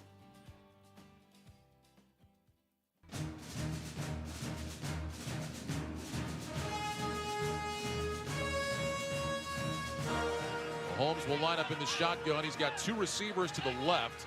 Juju Smith-Schuster is in the slot. 2 receivers right, Kelsey in the slot to that side. Here's the snap, Mahomes back, swings it out right side, caught by Mecole Hardman, steps around a defender, scampers into the end zone, touchdown Kansas City. Mecole Hardman, his 4th touchdown in the last 2 weeks, and it gives the Chiefs a 9-0 lead here in the second quarter. It's funny that in a game where Patrick Mahomes threw nearly 70 passes, that was his one and only touchdown pass. Crazy. And the sweet play of the game, because it was sweet, both in the design and in the execution and in the points the Chiefs desperately needed. Our sweet play of the game is brought to you by Andy's Frozen Custard. Stop by any KC location for Travis Kelce's 87 and running concrete and help raise money for this worthy cause. 87 and running and Andy's Frozen Custard, the perfect option play for KC fans everywhere. We will talk to Matt Derrick momentarily, and we will hear from Andy Reid and Patrick Mahomes even sooner. We will open up with, I believe we're good on the Andy Reid front. We're all spinning a lot of plates. Sometimes you wish you had the real life timeout, call the 30-second and even just see if we can get on the headset and figure it out. But I believe, Beards, that it looks like I'm seeing Andy Reid chunks on my end. So whenever it looks good on your side, we can pivot over to that. Okay, well, we'll do that then here just around the corner. And as always, our Andy Reid press conferences are brought to you by Robert Brogdon Buick GMC and Robert Brogdon's Olathe Kia.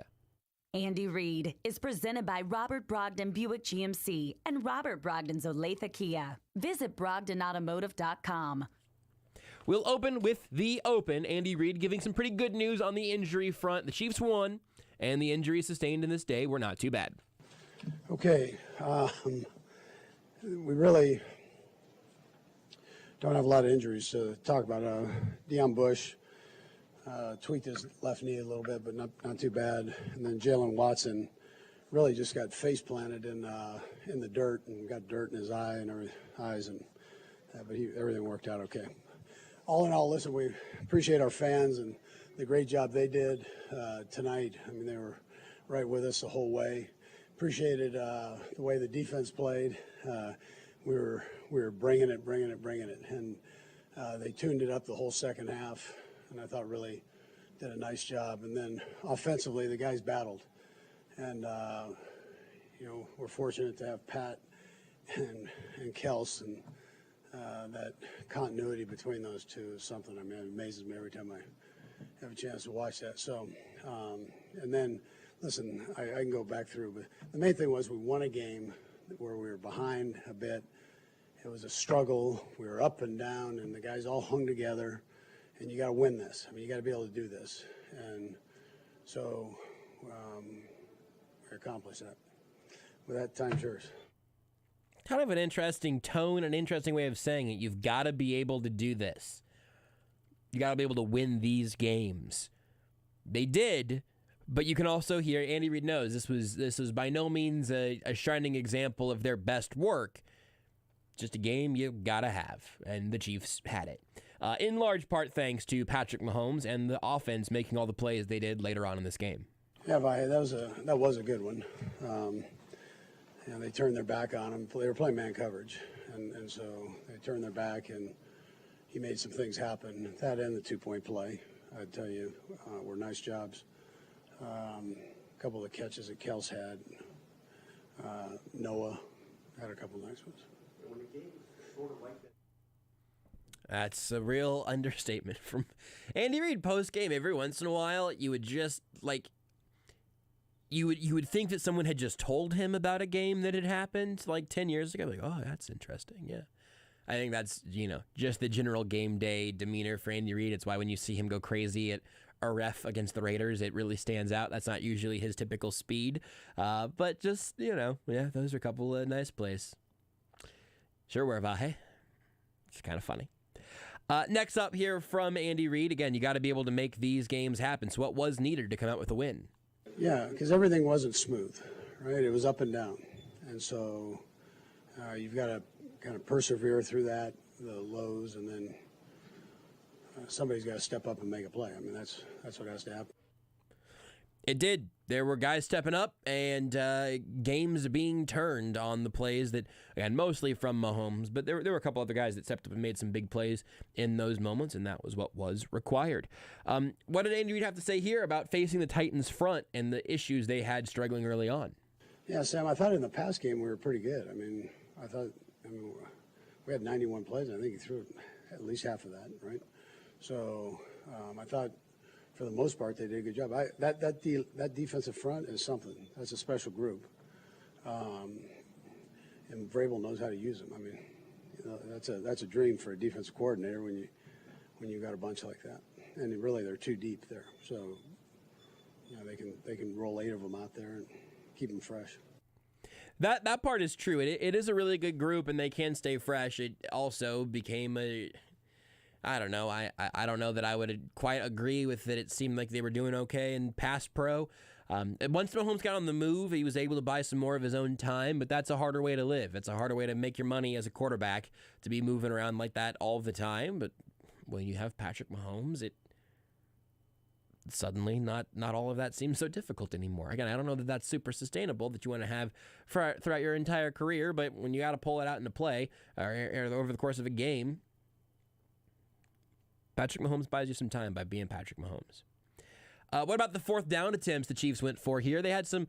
They took the field goal early on that very first drive, those points. Then Harrison Butker missed a couple of kicks, and then in overtime especially, going for that fourth down there was a pretty aggressive play. What was Andy Reid seeing on those fourth down tries?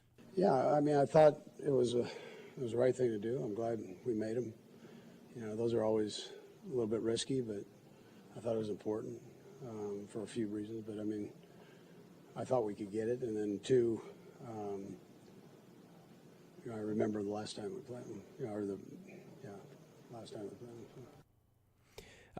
them. Try to end the game in your own hands if you can. In overtime, obviously, they still ended up kicking the field goal and having to settle for that because the drive stalled out. But ate a little more time off the clock. You knew that the Chiefs' defense was holding up strongly there. I understood the decision to go for it, even though I was, admittedly, even as a go-for-it type of guy, I was a little surprised the Chiefs were as aggressive there as they were. As Andy Reid mentioned, a lot of pass attempts for Patrick Mahomes, 68 in fact. Here's what Reid had to say about the high passing day for Mahomes. Yeah, we weren't getting too far with the run game, and so we thought we'd need to throw it a little bit. And I've seen him do that in college a few times. And did pretty good, but not here. That's my favorite answer so far. Weren't getting much out of the running game. Thought I'd pass it a little bit. They did pass it, in fact, a little bit.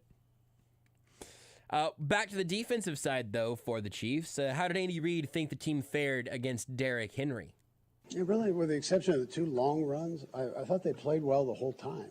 I just, he got us a couple of them. The guy's going to be a future Hall of Famer. I mean, he's going to bust a couple and on you. So you want to make sure, number one, you chase him down, which we hadn't been able to do before. When he busted it, he took it all the way, and we were able to catch him. And but really, with the exception of those 2 long ones, they didn't get a whole lot. Now, they've got a young quarterback that I think is going to be a real good one down the road. So, but he did some nice things, too. He can run likewise. I mean, he's right. With Derrick Henry, I mean, this is a funny way to do it. You say, take away their longest runs, and what did they do? But with a 56-yarder being the long, I can't remember what the second longest run was. I'll have to double-check on that. But 115 yards on the ground on 17 carries, you'll take that if you could get 7 yards per attempt. But in reality, the Chiefs were pretty good at corralling Henry outside of those 2 big runs. They were able to weather that storm, and then the offense, or the defense, sort of stabilized from there. You'll take that performance from a defense against Derrick Henry. Overall, it was a bit of an ugly win for the Chiefs, but this is what Andy Reid had to say about winning ugly. Yeah, you've got to be able to win a game like that. There's where everything just isn't perfect, and your emotions are up and down, and you got to fight through that, persevere through that, and be able to rally. Somebody's got to step up and rally. We were so close on so many plays, and rather than get frustrated, step up and let's go. Interesting to note, so close on so many plays, and he's right. Winning games like this, we've talked about that plenty already tonight. I don't need to belabor that point, but so close on so many plays is a really depressing thing to say after a loss, and a kind of encouraging thing to say after a win. Just interesting how that all plays out there. On the other side, Mike Vrabel seemed to do a really good job getting his guys ready to go. Andy Reid was asked about the opposing head coach. Yeah, no, that's right. He and I have been on a couple committees together, and so I've got to know him, and I appreciate him, and played against him, with some of the teams I was coaching, and he's got tough guys. He's some of his toughness is obviously been put into his scheme, been put in, incorporated with, into his players. So I mean, it's I think he does a heck of a job. Good football coach. Good football coach, Mike Vrabel, according to Andy Reid. Interesting, kind of the idea of getting his toughness into the scheme. I wonder what that means in a more specific sense. I'd like to hear Andy Reid talk more about how head coaches can get their personalities into their team and maybe vice versa. I don't know. By threatening to cut their wiener off. Well, that's, Vrabel. But then not following through with it. Well, so here's the thing. Vrabel said he would do that for a Super Bowl. And they haven't been to a Super Bowl since then. It's because he said he wasn't going to do it. It wasn't, I'm going to do it after we win a Super Bowl. It was, I'm going to do it for winning a Super Bowl. I believe the context was, I would do this to guarantee a Super Bowl. And he didn't do it, and they haven't got a Super Bowl. So that's the thing. Like, if he did do it, sort of like a genie in the lamp at that point, your 3 wishes then all of a sudden right there for you. Would you, 913-381-0810, would you cut off, actually one more clip here from Andy Reid. He was asked about the sort of strange debut for the Chiefs out of the bye week this time. Were they a little bit off? Were they a little bit flat coming out of the bye? And what did Reid attribute that to? Yeah, and I felt like at the beginning we were everybody was off just a little bit. I mean, coming off a bye against a team that's won 5 straight games in a row. I don't really care who's playing quarterback. They just beat a team with the same quarterback. So, I mean, it's you got to be sharp. I mean, they're coming in with a whole lot of emotion and confidence, and so you get back in and you got to battle through some things like that. They did need to do that, and they did make it happen. 20-17, the final score, and Chiefs head coach Andy Reid's press conference in the books. We'll take a quick timeout here on the Sports Radio 810 WHB postgame show. It's all brought to you by CBD American Shaman. Free CBD samples every day. I'm Joshua Brisco with Beards McFly. On the other side of the glass, we'll take a quick timeout and come back and hear from Chiefs quarterback Patrick Mahomes about a game where ultimately that landed on his shoulders and he carried it into the end zone on more than one occasion, especially when you account for the 2-point conversion. That was an octopus for Patrick Mahomes, right? The octopus, when one player accounts for all 8 points. I got my math right on that one, don't I? After about 15 penalties that gave him about 18 chances, yeah. Yeah, it was an untraditional octopus, I suppose, because it did take 3 2-point attempts. It felt like the refs were the octopus tonight, throwing all those flags. I'm surprised they only did that with 2 arms. Did I say that on there? We'll hear from Mahomes next. You're listening to exclusive post-game coverage on Kansas City's home for the NFL. Sports Radio 810 WHB. Brought to you by Casey's own CBD American Shaman. Come on into your local shaman store for a free sample of stress-sacking CBD. Everything is better with the feather. ICON is seeking healthy non-smoking men and women ages 18 to 55 to participate in a clinical research study at our facility in Lenexa, Kansas. Volunteers must be available for 1 stay of 4 nights and 5 outpatient visits. Qualified participants may receive compensation up to $5,400 for time and travel. Call ICON today at 913-210-5900. That's 913-210-5900.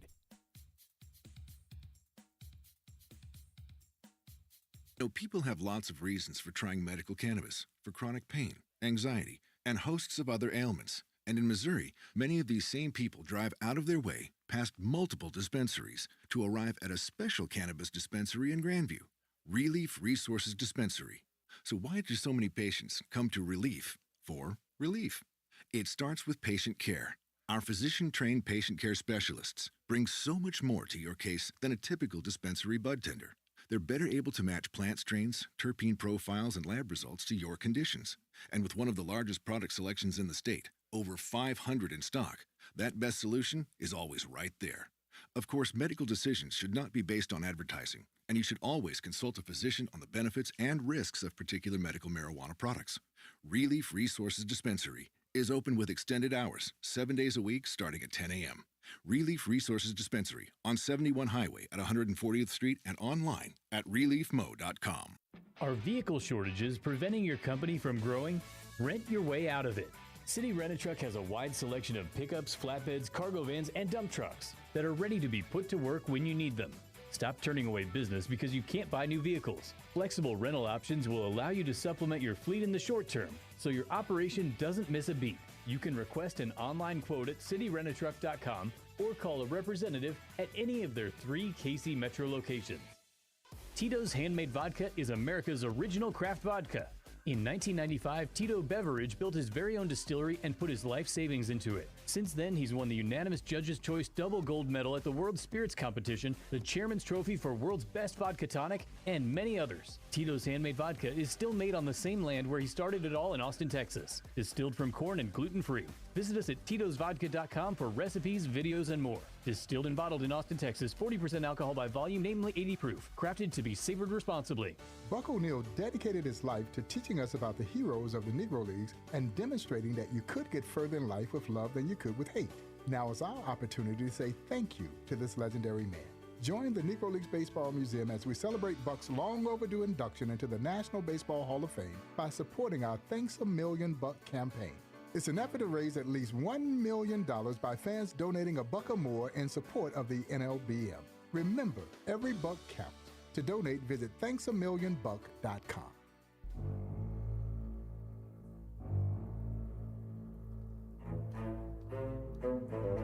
So from the 1 now, another try for 2. Single receiver left, 2 receivers right. Mahomes in the gun, McKinnon to his right. Hardman in motion from the right. Here's the snap. Mahomes back to pass. Looking, moving left. Mahomes going to try to run again. He's in! 2-point conversion to tie the game. Patrick Mahomes racing out to the left, converts, and we're knotted up. 17 apiece with 2:56 to go. That play was absolutely vital, obviously. Not even sure the Chiefs would have had time to get the ball back if they would have been on the hunt for a few more points if they had not converted that. So that becomes our play of the game, brought to you by Central Bank. Visit them online at centralbank.net. Got a little stressy along that drive when the Chiefs had absolutely no sense of urgency whatsoever and just sort of seemed like they were either going to score 8 points on that drive or lose the game. They did score their 8 points. They did make it to overtime. They did get the field goal in overtime, and that ended up being enough because the defense really, for lack of a better word or a better phrase, defense really tightened up in the back half of this game, holding Tennessee to 17 total points. They were all unanswered. They were all right in the middle of the game in the second and third quarters, but it was ultimately enough, and the Chiefs' offense pulled it together in large part thanks to one Patrick Mahomes. We will hear from Patrick Mahomes right after this. Patrick Mahomes press conference brought to you by Xfinity. Xfinity Internet. Stay connected with Wi-Fi coverage that delivers the speed, reliability, and coverage you need. Can your internet do that? Can your quarterback do this? I don't think most could. That was, of course, the performance from Mahomes tonight. He started here by being asked about what the Titans were showing him and how the team figured out some of the Titans' confusing looks. Yeah, I mean, they had good plans. They did a good job on the touchdown run. I probably could have just thrown it to Juju, but I fully committed to run at that point. Yeah, I mean, we were just battling at the end of the game. We were just trying to find a way to win, and our defense kept us in the game long enough to do that.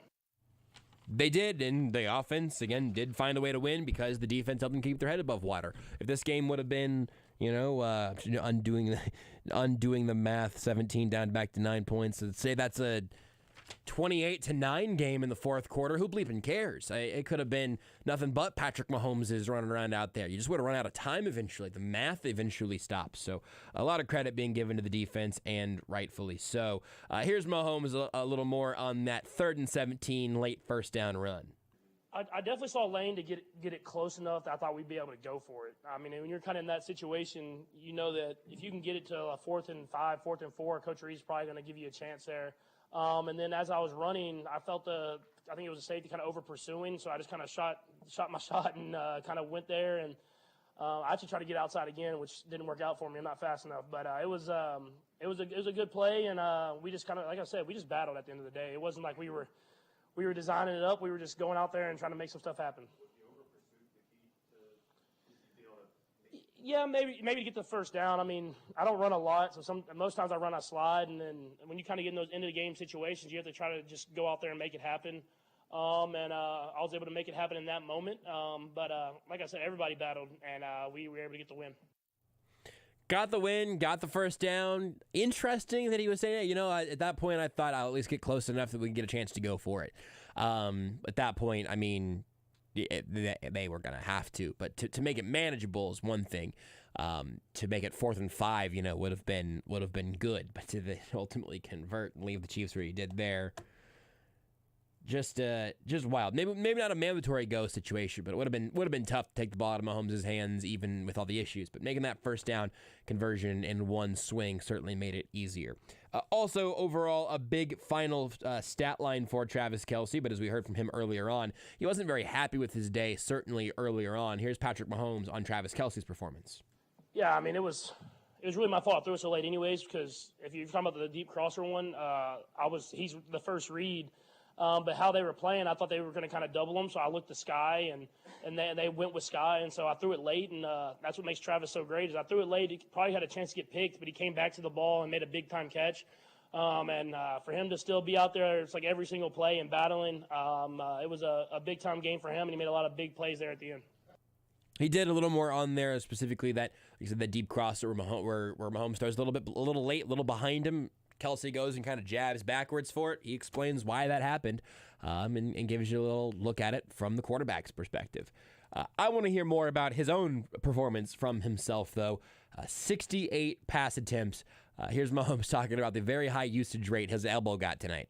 I did not know I threw that many, but Yeah, Texas Tech, I threw a couple. So I knew I'm able to do it. Obviously, we want to try to get the run game going as the season goes on and kind of stay more balanced. But that's a good defensive line, and they were doing a good job of stopping that. And Coach Reid kind of put it in my hands to go out there and try to make some stuff happen. And it looked bad there for about 2.5 quarters, 3 quarters, but we were able to make it happen there at the end. It's funny to think about just because quarterbacks obviously aren't back there, getting updates on their box score necessarily. I mean, I'm sure when they're, I know Carlos Dunlap knows how many sacks he's got because he's getting close to 100. He's at 99.5 now, I think is the final. I'm sure guys know. Somebody might say, hey, you're at 95. We're going to try to get you 100 yards here like they did with Kelsey a couple weeks back. But to just kind of get to the podium and go, oh, bleep, I threw the ball how many times? 68. Would have been nice for him to have an excuse to maybe let it loose one more time. Would have made remembering his stat line a lot easier. That's why it's not a perfect game, I guess. But yeah, he can do it. I would agree. Like, you'd like the running game to be competent, certainly, but it was all in Mahomes' hands in this game, and ultimately he was able to do just enough. Noah Gray also got involved in on the action. Here's Mahomes on Noah Gray's catch and his overall performance. It's funny I think I said it in the training camp. I feel like I don't target Noah enough because a lot of times plays are called either to him or he's one of the options I can give him a chance on, and it seems like I don't throw it to him and he's always open. And so as the season's going on, and our careers go on, I want to give him more and more chances. I think he can be a big part of this offense. That whole tight end room's been great for us this season. But for him to make that catch in that moment, I mean, that was a tough catch that he made. That was a big one for us. That was probably the reason that we were able to get down there and win. That's kind of interesting. I did think about that today on that double clutch kind of catch. You know what? It really feels like Noah Gray might just sort of bleep around and just be here for a decade and have a pretty nice little career as the guy that is alongside Travis Kelce. Maybe he can be a little bridge years down the line when Kelce, is either trying to get a little bit fewer snaps over the course of the year. And then someday he will retire, but I don't want to think about that right now because it doesn't have to be anytime soon. Like maybe, 50 years. Be a nice normal age to retire. Maybe he gets to retire in his late 70s. Not a moment sooner. But an interesting note there on Noah Gray. What about Kadarius Toney, though? He made his debut and got involved in the offense early on. Yeah, I think he did a good job. Obviously we couldn't throw too much at him, but whenever he was in the game, he was playing hard. He was getting open. We gave him a couple option routes. You saw he got open there. And as he gets more and more accustomed with the offense, we'll keep adding them here and there and make our offense even better. And that's the good thing about having so many receivers like we do is you don't know where it's going to come from. And I've said that since the beginning. When Travis is having good games and other guys are stepping up and making plays, we're a hard offense to stop. He's right. Having that versatility and that diversity amongst the weapons is huge. I'm actually excited to see Toney get more work as soon as possible, and this today just sort of wet the whistle a little bit in terms of being ready to see what number 19 can do with the ball in his hand. Overall, though, it was certainly a very physical game for the Chiefs and Titans both. Here's Mahomes on that word, the word physical, and everything that came together when these two teams met today. Yeah, it was a battle. I already texted Bobby Stewart, my trainer, said I'm not coming in tomorrow. So no, it's a battle. Going into this game against this team, it's always going to be a battle. It's going to be a fight. And I'm proud of the way our guys responded and made it happen there in that second half. Because for a time, like I said, there it looked bad. And so you got to win games different ways in this league. And I'm glad our defense stepped up and made the plays that they play. Cause we're going to need them as the season goes on and to keep us in games and give us chances. Just rest up for a little bit. Bobby will be okay. Bobby can come up with something else to do tomorrow. Let's just survive in advance right now. That's got to be the Patrick Mahomes experience with about 70 passes in his pocket from this game today. Just absolutely silly. If you think about warm-up, I don't know how many warm-up passes he usually throws or what intensity, but he might have legit put out 100 pitches today. If you just think about the work that Mahomes put in, and certainly over 70 with the warm-ups and everything. Just a crazy performance there. And a tough game that the Chiefs were able to win. Andy Reid already talked about this. What's Mahomes have to say about the importance of winning tough games like this one? Yeah, I mean, the battle, these are the playoff games. These are games you're going to need if you want to try to win a Super Bowl. Obviously, we want to be that high-flying, scoring every time we're out there on the field. But I think with the schedule that we've played, we've won all different type of ways against a lot of great football teams. So we show that we can do it in different ways. But we got to keep it going. We got to keep building, keep getting better offense, defense, special teams, and try to prepare ourselves to go out there and win the AFC West. It's going to be games like this that you have to win to keep your seeding where it needs to be. You can't lose the games against the Colts very often, and this one tonight certainly had that feeling for a while, and then at the end they pulled it out. That's the difference between being a 2-loss team and a 1-loss team and a 4-loss team. I mean, those small moments of everything turning on a pin, that's the NFL, baby. It's a mess out here in the most fun way possible. One more from Mahomes on the rivalry the Chiefs have built with the Titans. Yeah, I mean, we're going to see this team a lot. I mean, they're well coached. Vrabel's a heck of a coach. They have a lot of great players, and they bring a physicality to the game, and we're not going to back down from anybody. And so I'm glad of the way our guys responded, and we went out there and battled to the very end and got the win. There is Patrick Mahomes and his press conference today, as presumably he looks like a starting pitcher somewhere with his arm just wrapped up in ice and an ace bandage, getting the swelling down there to keep the throwing arm nice and fresh. I imagine he looks like Roger Clemens right now. I don't know why that's who I think of. There's somebody, Ben Roethlisberger, every Monday practice, I feel like late in his career, had just a fully Terminator arm kind of going on, just with ice packs. I don't know. Complete game, certainly, for Mahomes, the pitcher. Not a fully complete game from the Chiefs as a team, but a victorious one nonetheless. 20-17 is the final score. We continue to talk about it whenever we come back with our friend Matt Derrick of Chiefs Digest. That'll be next in the Sports Radio 810 WHB postgame show presented by CBD American Shaman. Free CBD samples every day. You're listening to exclusive post-game coverage on Kansas City's home for the NFL. Sports Radio 810 WHB. Brought to you by Casey's own CBD American Shaman. Come on into your local shaman store for a free sample of stress-sacking CBD. Everything is better with the feather. Receding hairlines, bald spots, thinning hair, many try medications, foams, special shampoos, or supplements. But the best method for restoring your hair is simple. Transferring your own hair follicles to the places you need them. I'm Dr. Jeff Markey with Ascentus Plastic Surgery. We perform hair transplants with cutting-edge ARTIST robotics to get the single best result for each patient with the least amount of downtime. Contact Ascentus Hair Restoration or visit kansascityhairtransplant.com for a free consultation. Surgical precision with hair restoration performed by plastic surgeons only at Ascentus Hair Restoration. ICON is seeking healthy non-smoking men and women ages 18 to 55 to participate in a clinical research study at our facility in Lenexa, Kansas. Volunteers must be available for one stay of 6 nights and one follow-up phone call. Qualified participants may receive compensation up to $4,800 for time and travel. Call ICON today at 913-210-5900. That's 913-210-5900.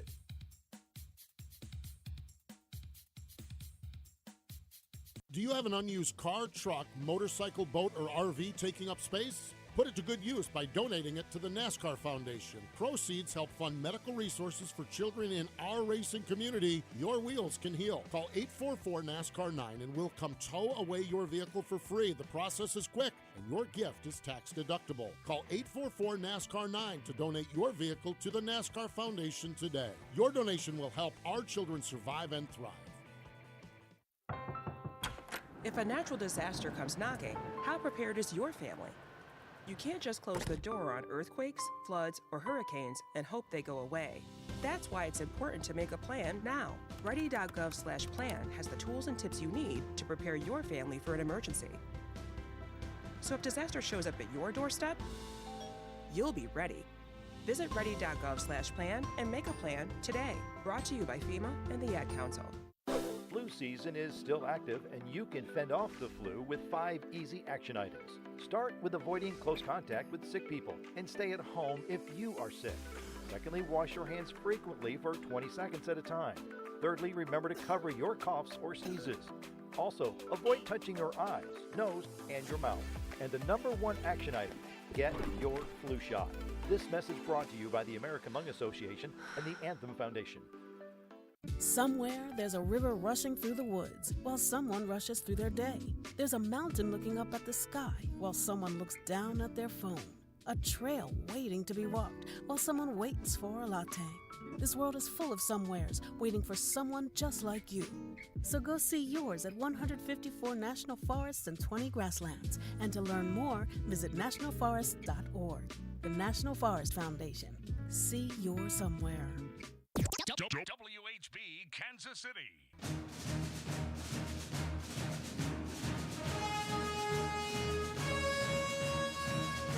It's an offset eye. Burton, the fullback. Mahomes under center, takes the snap, back, rolling to his right. He's looking to throw. Everybody is covered. Stops his feet, steps up, now throws down the middle. Pass is tipped and caught. It's caught inside the 25. Noah Gray made the catch. There is that play we were just talking about involving Chiefs tight end Noah Gray. One of only 2 tight ends active tonight, by the way. Jody Fortson was the Chiefs' only real sort of injury scratch from the active roster.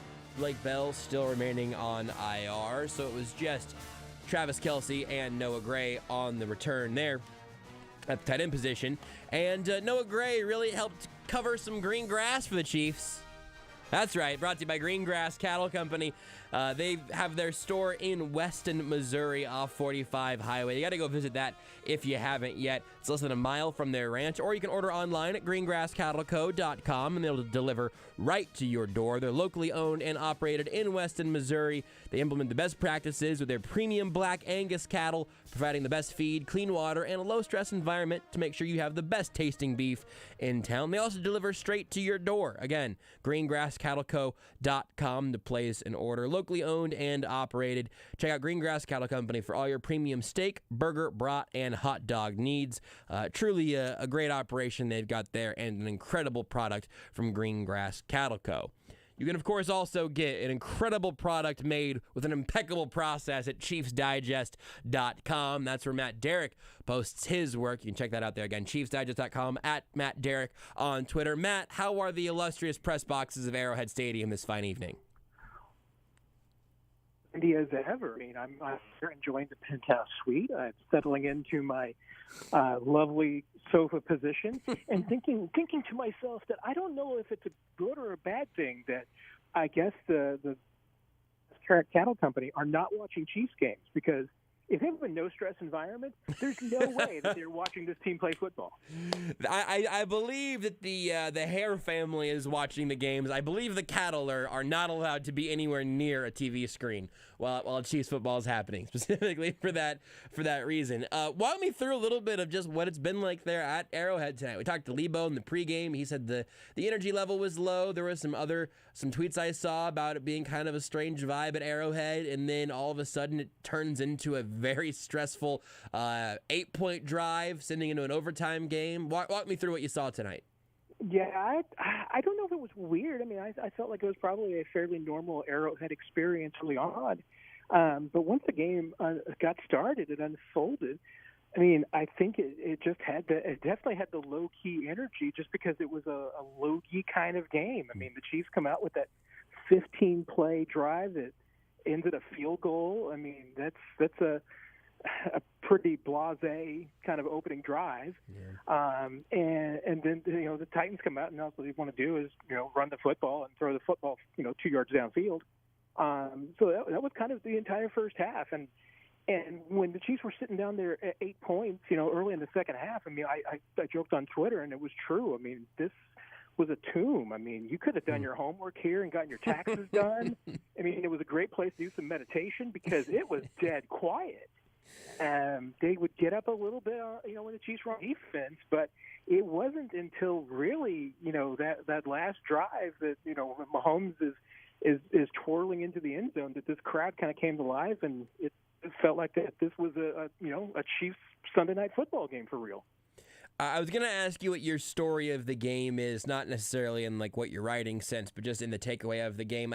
I think that one is almost such a clear straight line, the draw, right, to Patrick Mahomes, that maybe I need to let you just wax eloquent about the quarterback, and then we can talk about the other takeaways, because especially in that fourth quarter, this was just a Mahomes game, right? Like, and maybe Mahomes and the defense. I'm not missing anything, am I? As our dear friend Therese Paylor so eloquently put it, this was a over my dead body game. Yep. Mahomes just, on that final drive, I mean, the whole game as it was kind of the same way. But I think, Mahomes also talked about it after the game. When you throw the ball 68 times and you run 91 offensive plays, you even exhaust Andy Reid's play sheet. Yeah. And by the end, it was backyard football. I mean, the Chiefs were just trying to figure out a way to get it done. And how do you do that? You just put the ball in Mahomes' hands and let him do what he does. And that's what it was. I mean, certainly there was a structure to it and everything. And I'm sure they were calling actual plays. It wasn't true backyard football. But, I mean, there was no doubt. I mean, late in this game, it was simply snap the ball to Mahomes and see what happens. And that most of the time in those cases, it's going to work out for the Chiefs. Doesn't always, but this case was one of the most of the times when it does work out. So did you learn anything about this team here, noting that, you knew that Patrick Mahomes could do some of that stuff? So outside of Mahomes, was there a takeaway you liked? I mean, I still think to me, this game is another example of, this is why the Chiefs are the Chiefs. This is why they are at minimum, 12-5 football team that's going to win the AFC West every year, that's going to have a chance to win the AFC every year, that has a chance to win a Super Bowl every year.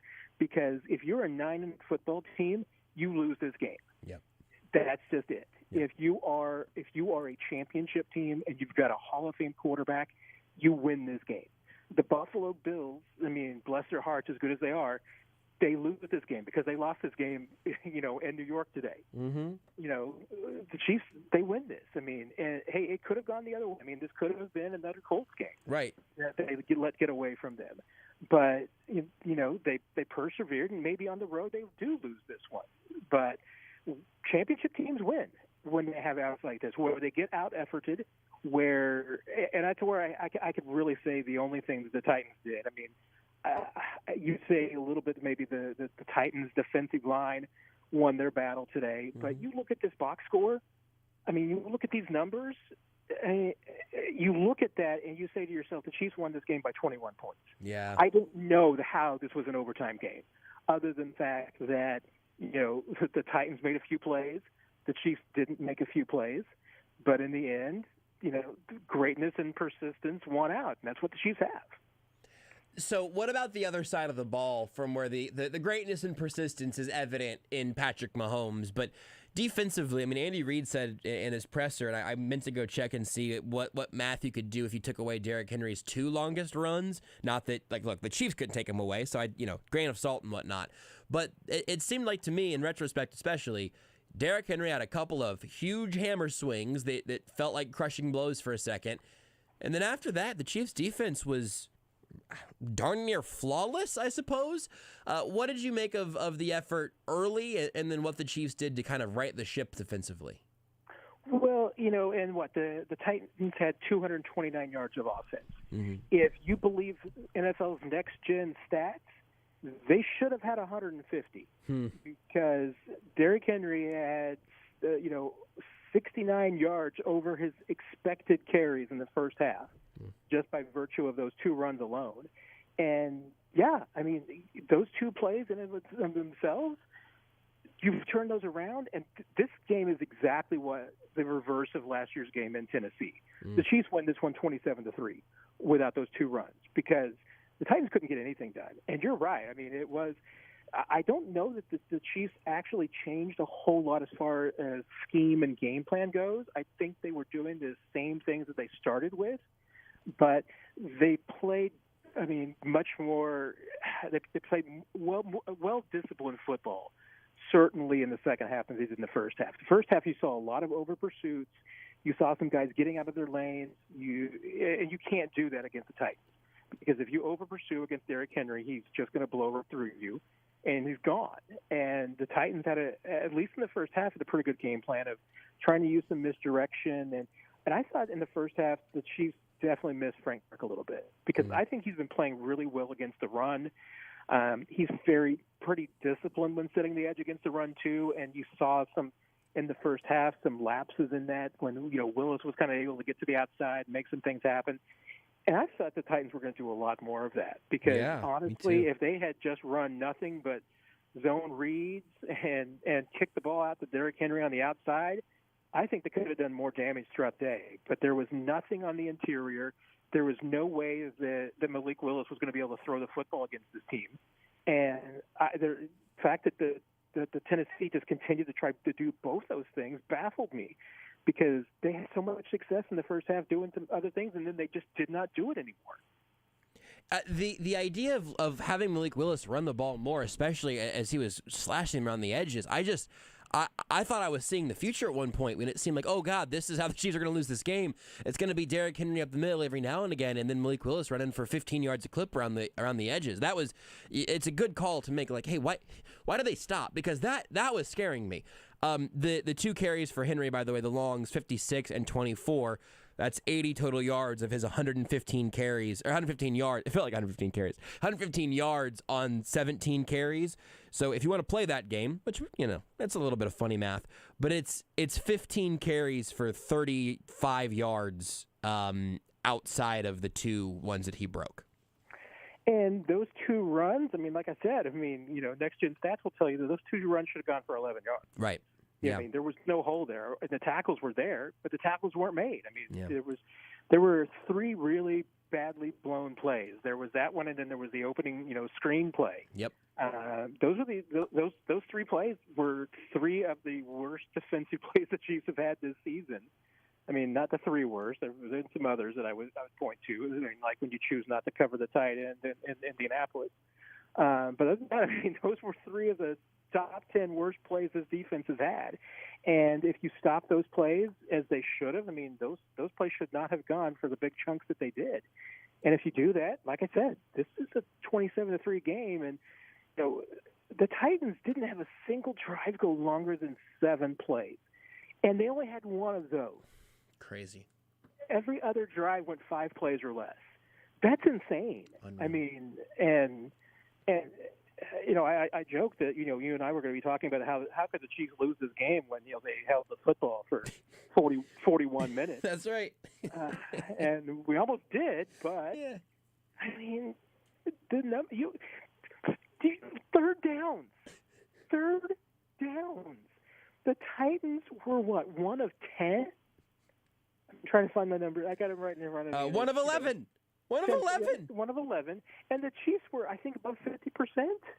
8 of 19, okay, and then 2 for 2 on 4th there. down for the Chiefs. 0 of 1 on 4th for the Titans, obviously, that last one. 1 of 11. And they had 1 first down in the second half? Unbelievable. That should not, that's the only thing about this game that I point to and say that it's a worry, because as dominant as the defense was, and I have to say there's a little bit of an asterisk, because it's not just that the Chiefs played stifling defense, but that the Tennessee offense was terrible tonight. But you shouldn't go to overtime in a game like this, that you dominate the way that you did. Yeah. So here's my one last thing for you, Matt. Level of concern on the Chiefs' running game as just an ongoing concern, I guess, to use the same word twice, because it's after 1 a.m. and it feels like it's after 2 a.m. depending on where you're at on the whole daylight savings. So the Chiefs' running game on a scale of 1 to 10, you are how concerned about as an overall unit? Scale of 1 to 10, I would say a 7. Okay. And definitely the arrow pointing in the wrong direction. Yep. It's. I've never been a tremendous fan of the running back by committee, because I think it's pretty clear that when you have a running back by committee, it means you don't have a running back.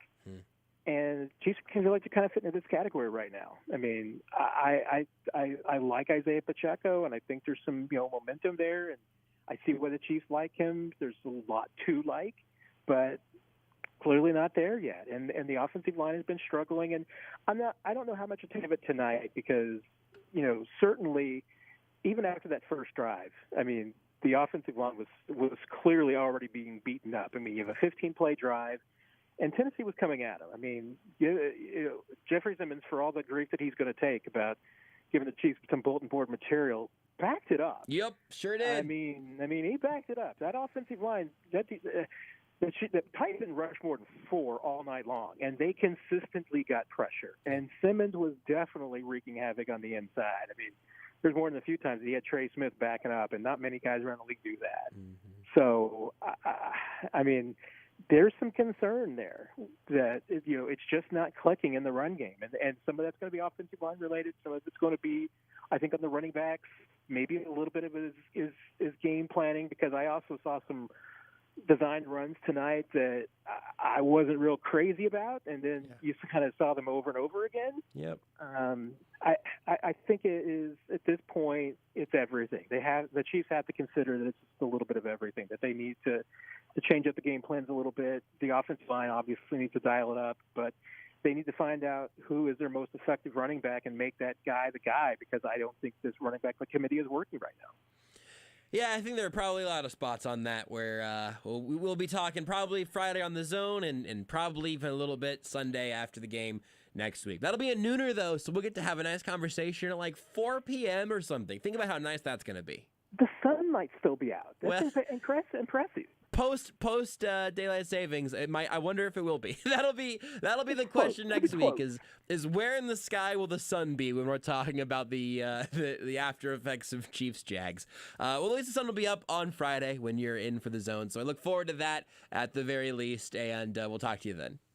Even at 1:30 in the morning, Josh, when I'm talking to you, I feel like the sun's out. Wow, that's beautiful. I wish I believed it. Thank you, Matt. Take care, guys. Matt Derrick of Chiefs Digest. If he's a liar, he's a very good one and a very kind one. You can follow him on Twitter at Matt Derrick. Read his work again, chiefsdigest.com. It's all brought to you here by CBD American Shaman. Free CBD samples every day. I'm Joshua Brisco with Beards McFly on the other side of the glass. We will take a quick time out, come back, hear from Mike Vrabel, and then begin to put a little bit of a bow on this post-game show as the Chiefs are victorious 20-17. Still a lot to dissect from this game. We'll do it all the week long here on your home for the NFL, Sports Radio 810 WHB. You're listening to exclusive post-game coverage on Kansas City's home for the NFL, Sports Radio 810 WHB. Brought to you by Casey's own CBD American Shaman. Come on into your local shaman store for a free sample of stress-sacking CBD. Everything is better with the feather. Looking for a way to let your dog get some extra exercise? Or perhaps you need a trustworthy boarding option for your best friend? Then it's time to check out Kansas City's newest premier doggy daycare and boarding facility, Lucky Paws KC, now open in Olathe. Enrichment-based daycare and boarding for your dog, where you can feel confident that they will be treated like family. Also offering grooming and training. Lucky Paws is ready to take care of anything your dog needs. For more information, call 913-361-3888 or go to luckypawskc.com. Let's talk about America. Not taxes or tweets or the issues that divide us, but how incredible our country is. Whether you come home to a crowded city street or sleepy small town, everyone deserves to live in a clean, green, and thriving community.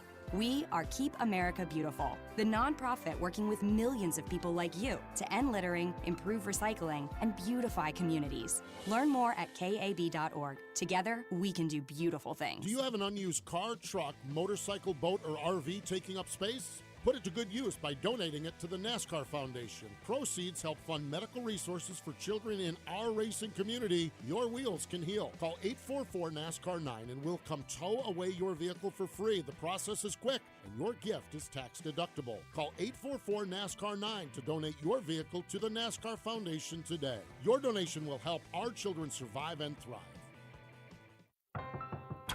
If a natural disaster comes knocking, how prepared is your family?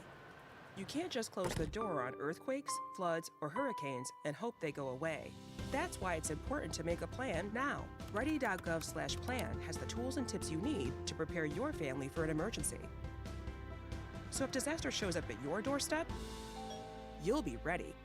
Visit ready.gov/plan and make a plan today. Brought to you by FEMA and the Ad Council. Flu season is still active, and you can fend off the flu with 5 easy action items. Start with avoiding close contact with sick people and stay at home if you are sick. Secondly, wash your hands frequently for 20 seconds at a time. Thirdly, remember to cover your coughs or sneezes. Also, avoid touching your eyes, nose, and your mouth.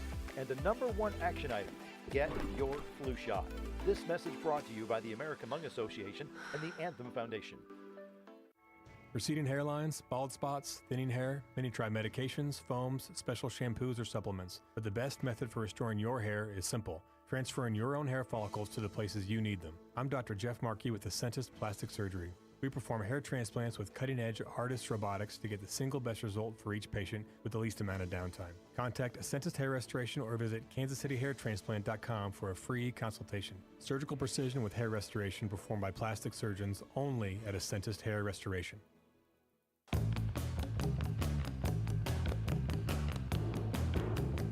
Trips left, single man right, shotgun snap to Mahomes, back to pass on 3rd and 7, going deep down the left side. Justin Watson makes the catch, back shoulder throw. Watson brings it in at the Titans 20. Christian Fulton was in coverage. It's a gain of 27, and you can't do it any better than that. Well said. You really can't do it much better than that when you're throwing the ball to the back shoulder of Justin Watson. Some of the fun noises you find yourself making whenever you are covering a Patrick Mahomes football game. Probably not quite as fun to be on the other side of the coin when you are the opposing team's head coach, like perhaps Mike Vrabel. We'll hear from him in just a moment, because we always like to hear from the opposing coaches, especially in a game like this one where his quarterback was a point of concern, the Chiefs' defense was fabulous, and Patrick Mahomes did Patrick Mahomes things. The opposing coach press conferences, of course, always brought to you by Metcalf CarStar. Brought to you by Metcalf CarStar. If your vehicle gets sacked on the road, take it to Metcalf CarStar, the collision repair experts. They make it convenient and easy to get back on the road. Go to carstar.com and search Metcalf CarStar. CarStar. Relax. They'll take it from here. Here's Tennessee Titans head coach Mike Vrabel from after the game at Arrowhead.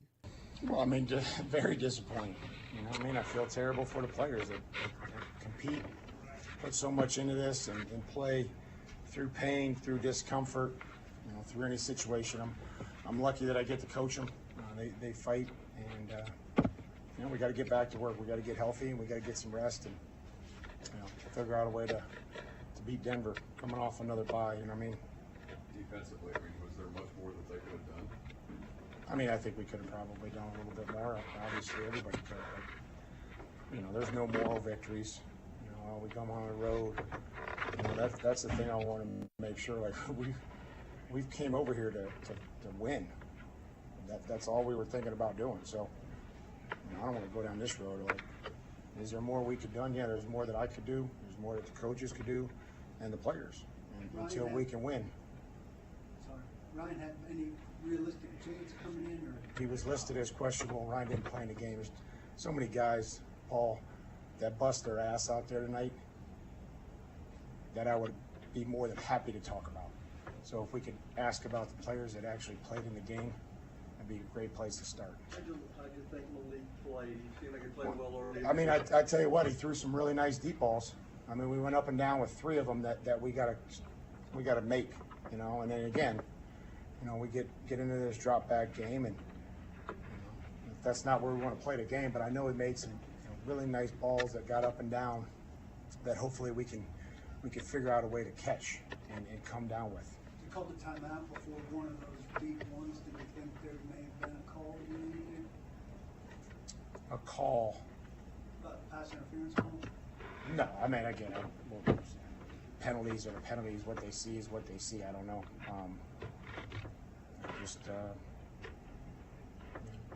We got to do a little bit more. I love the way that we fought, came back. It was probably the best second quarter that we've had in a long time. Just all 3 phases really complimentary. So there's a lot of things to build on. What did you guys do defensively to make Patrick so uncomfortable with the game? Try to make them earn it, not let them throw the ball over our head. But you know, we got to try to get some more turnovers. We need some more turnovers, and you know, got to be able to affect the quarterback. And one way was making them earn it, and did that sometimes, and other times we didn't. What do you think of the whole multiple 2-point scenario situation? What did I think? I thought that. You know, there were some penalties, and then, you know, he extended the play and was able to score. You know, so wherever they keep putting the ball, I've told our defense, and Shane and the coaches have all told them, wherever they put the ball down, we have to play defense, whether that's on the one, that's a 4th and a half a yard, whatever it may be. So, we'll keep fighting, and we'll get back to work. And that's what I love. I love the resiliency. I love our players, and we've asked them to, try to upgrade our standards and how we prepare. I've asked them to understand that they got a power to choose how we respond, and that'll give us a good opportunity to do that this week. That holding call on Kalu, what else could he have done in that situation to avoid that call? I mean, the easy answer from not having seen it is not hold him, but he wasn't alone, right? Which one are you talking about? The I'm one? talking on the second 2-point conversion attempt that Kelsey ran into him towards him. Oh, right. Yeah, I don't. They've let Travis play like that. You know what I mean? So, flop and hope you get a call, I guess. You're asking the wrong guy. Again, it's Twitter handles at NFL officiating. They can answer any questions. I'm not going to be able to answer them. Mike, is there really anything to get more production out of the receivers at this point, given what you're missing? We'll figure that out tomorrow. Try to get to work on it and, see ways to create some plays down the field or, keep working at it. An interesting press conference from Mike Vrabel. See, sometimes you stick around all the way to the end of the show and you hear some interesting things from the opposing head coach. That's what happened there with Mike Vrabel, the Twitter handle at NFL officiating, if you like. They let Travis play like that, just flop and hope for a call. Famously a fair evaluation of how Travis Kelce gets defended. For years, including in this game, just beaten with the helmets of opposing players. Might have gotten a call there, I don't know. I don't care for the insinuation that Travis Kelce gets all the calls, though. You know what, Beards? Kill the music. I want to do 2 more hours. Nah, never mind. It's okay. We'll be back tomorrow at 10 a.m. for The Zone. In the meantime, thanks for listening to the Sports Radio 810 WHB post-game show. Thanks to Dylan Michaels. Thanks to Beards McFly. I am Joshua Brisco. We'll talk to you next week with Chiefs Jags. We'll talk to you Monday morning. That's this morning. We'll talk to you in a few hours on The Zone. Until then, bye, Mom. Kansas City Comets season tickets are on sale now. The Comets are coming off a Central Division championship and are ready to once again battle for the MASL title. Sit in your favorite seat all winter long at Cable Dahmer Arena for the fast, furious, high-scoring action of Comets indoor soccer.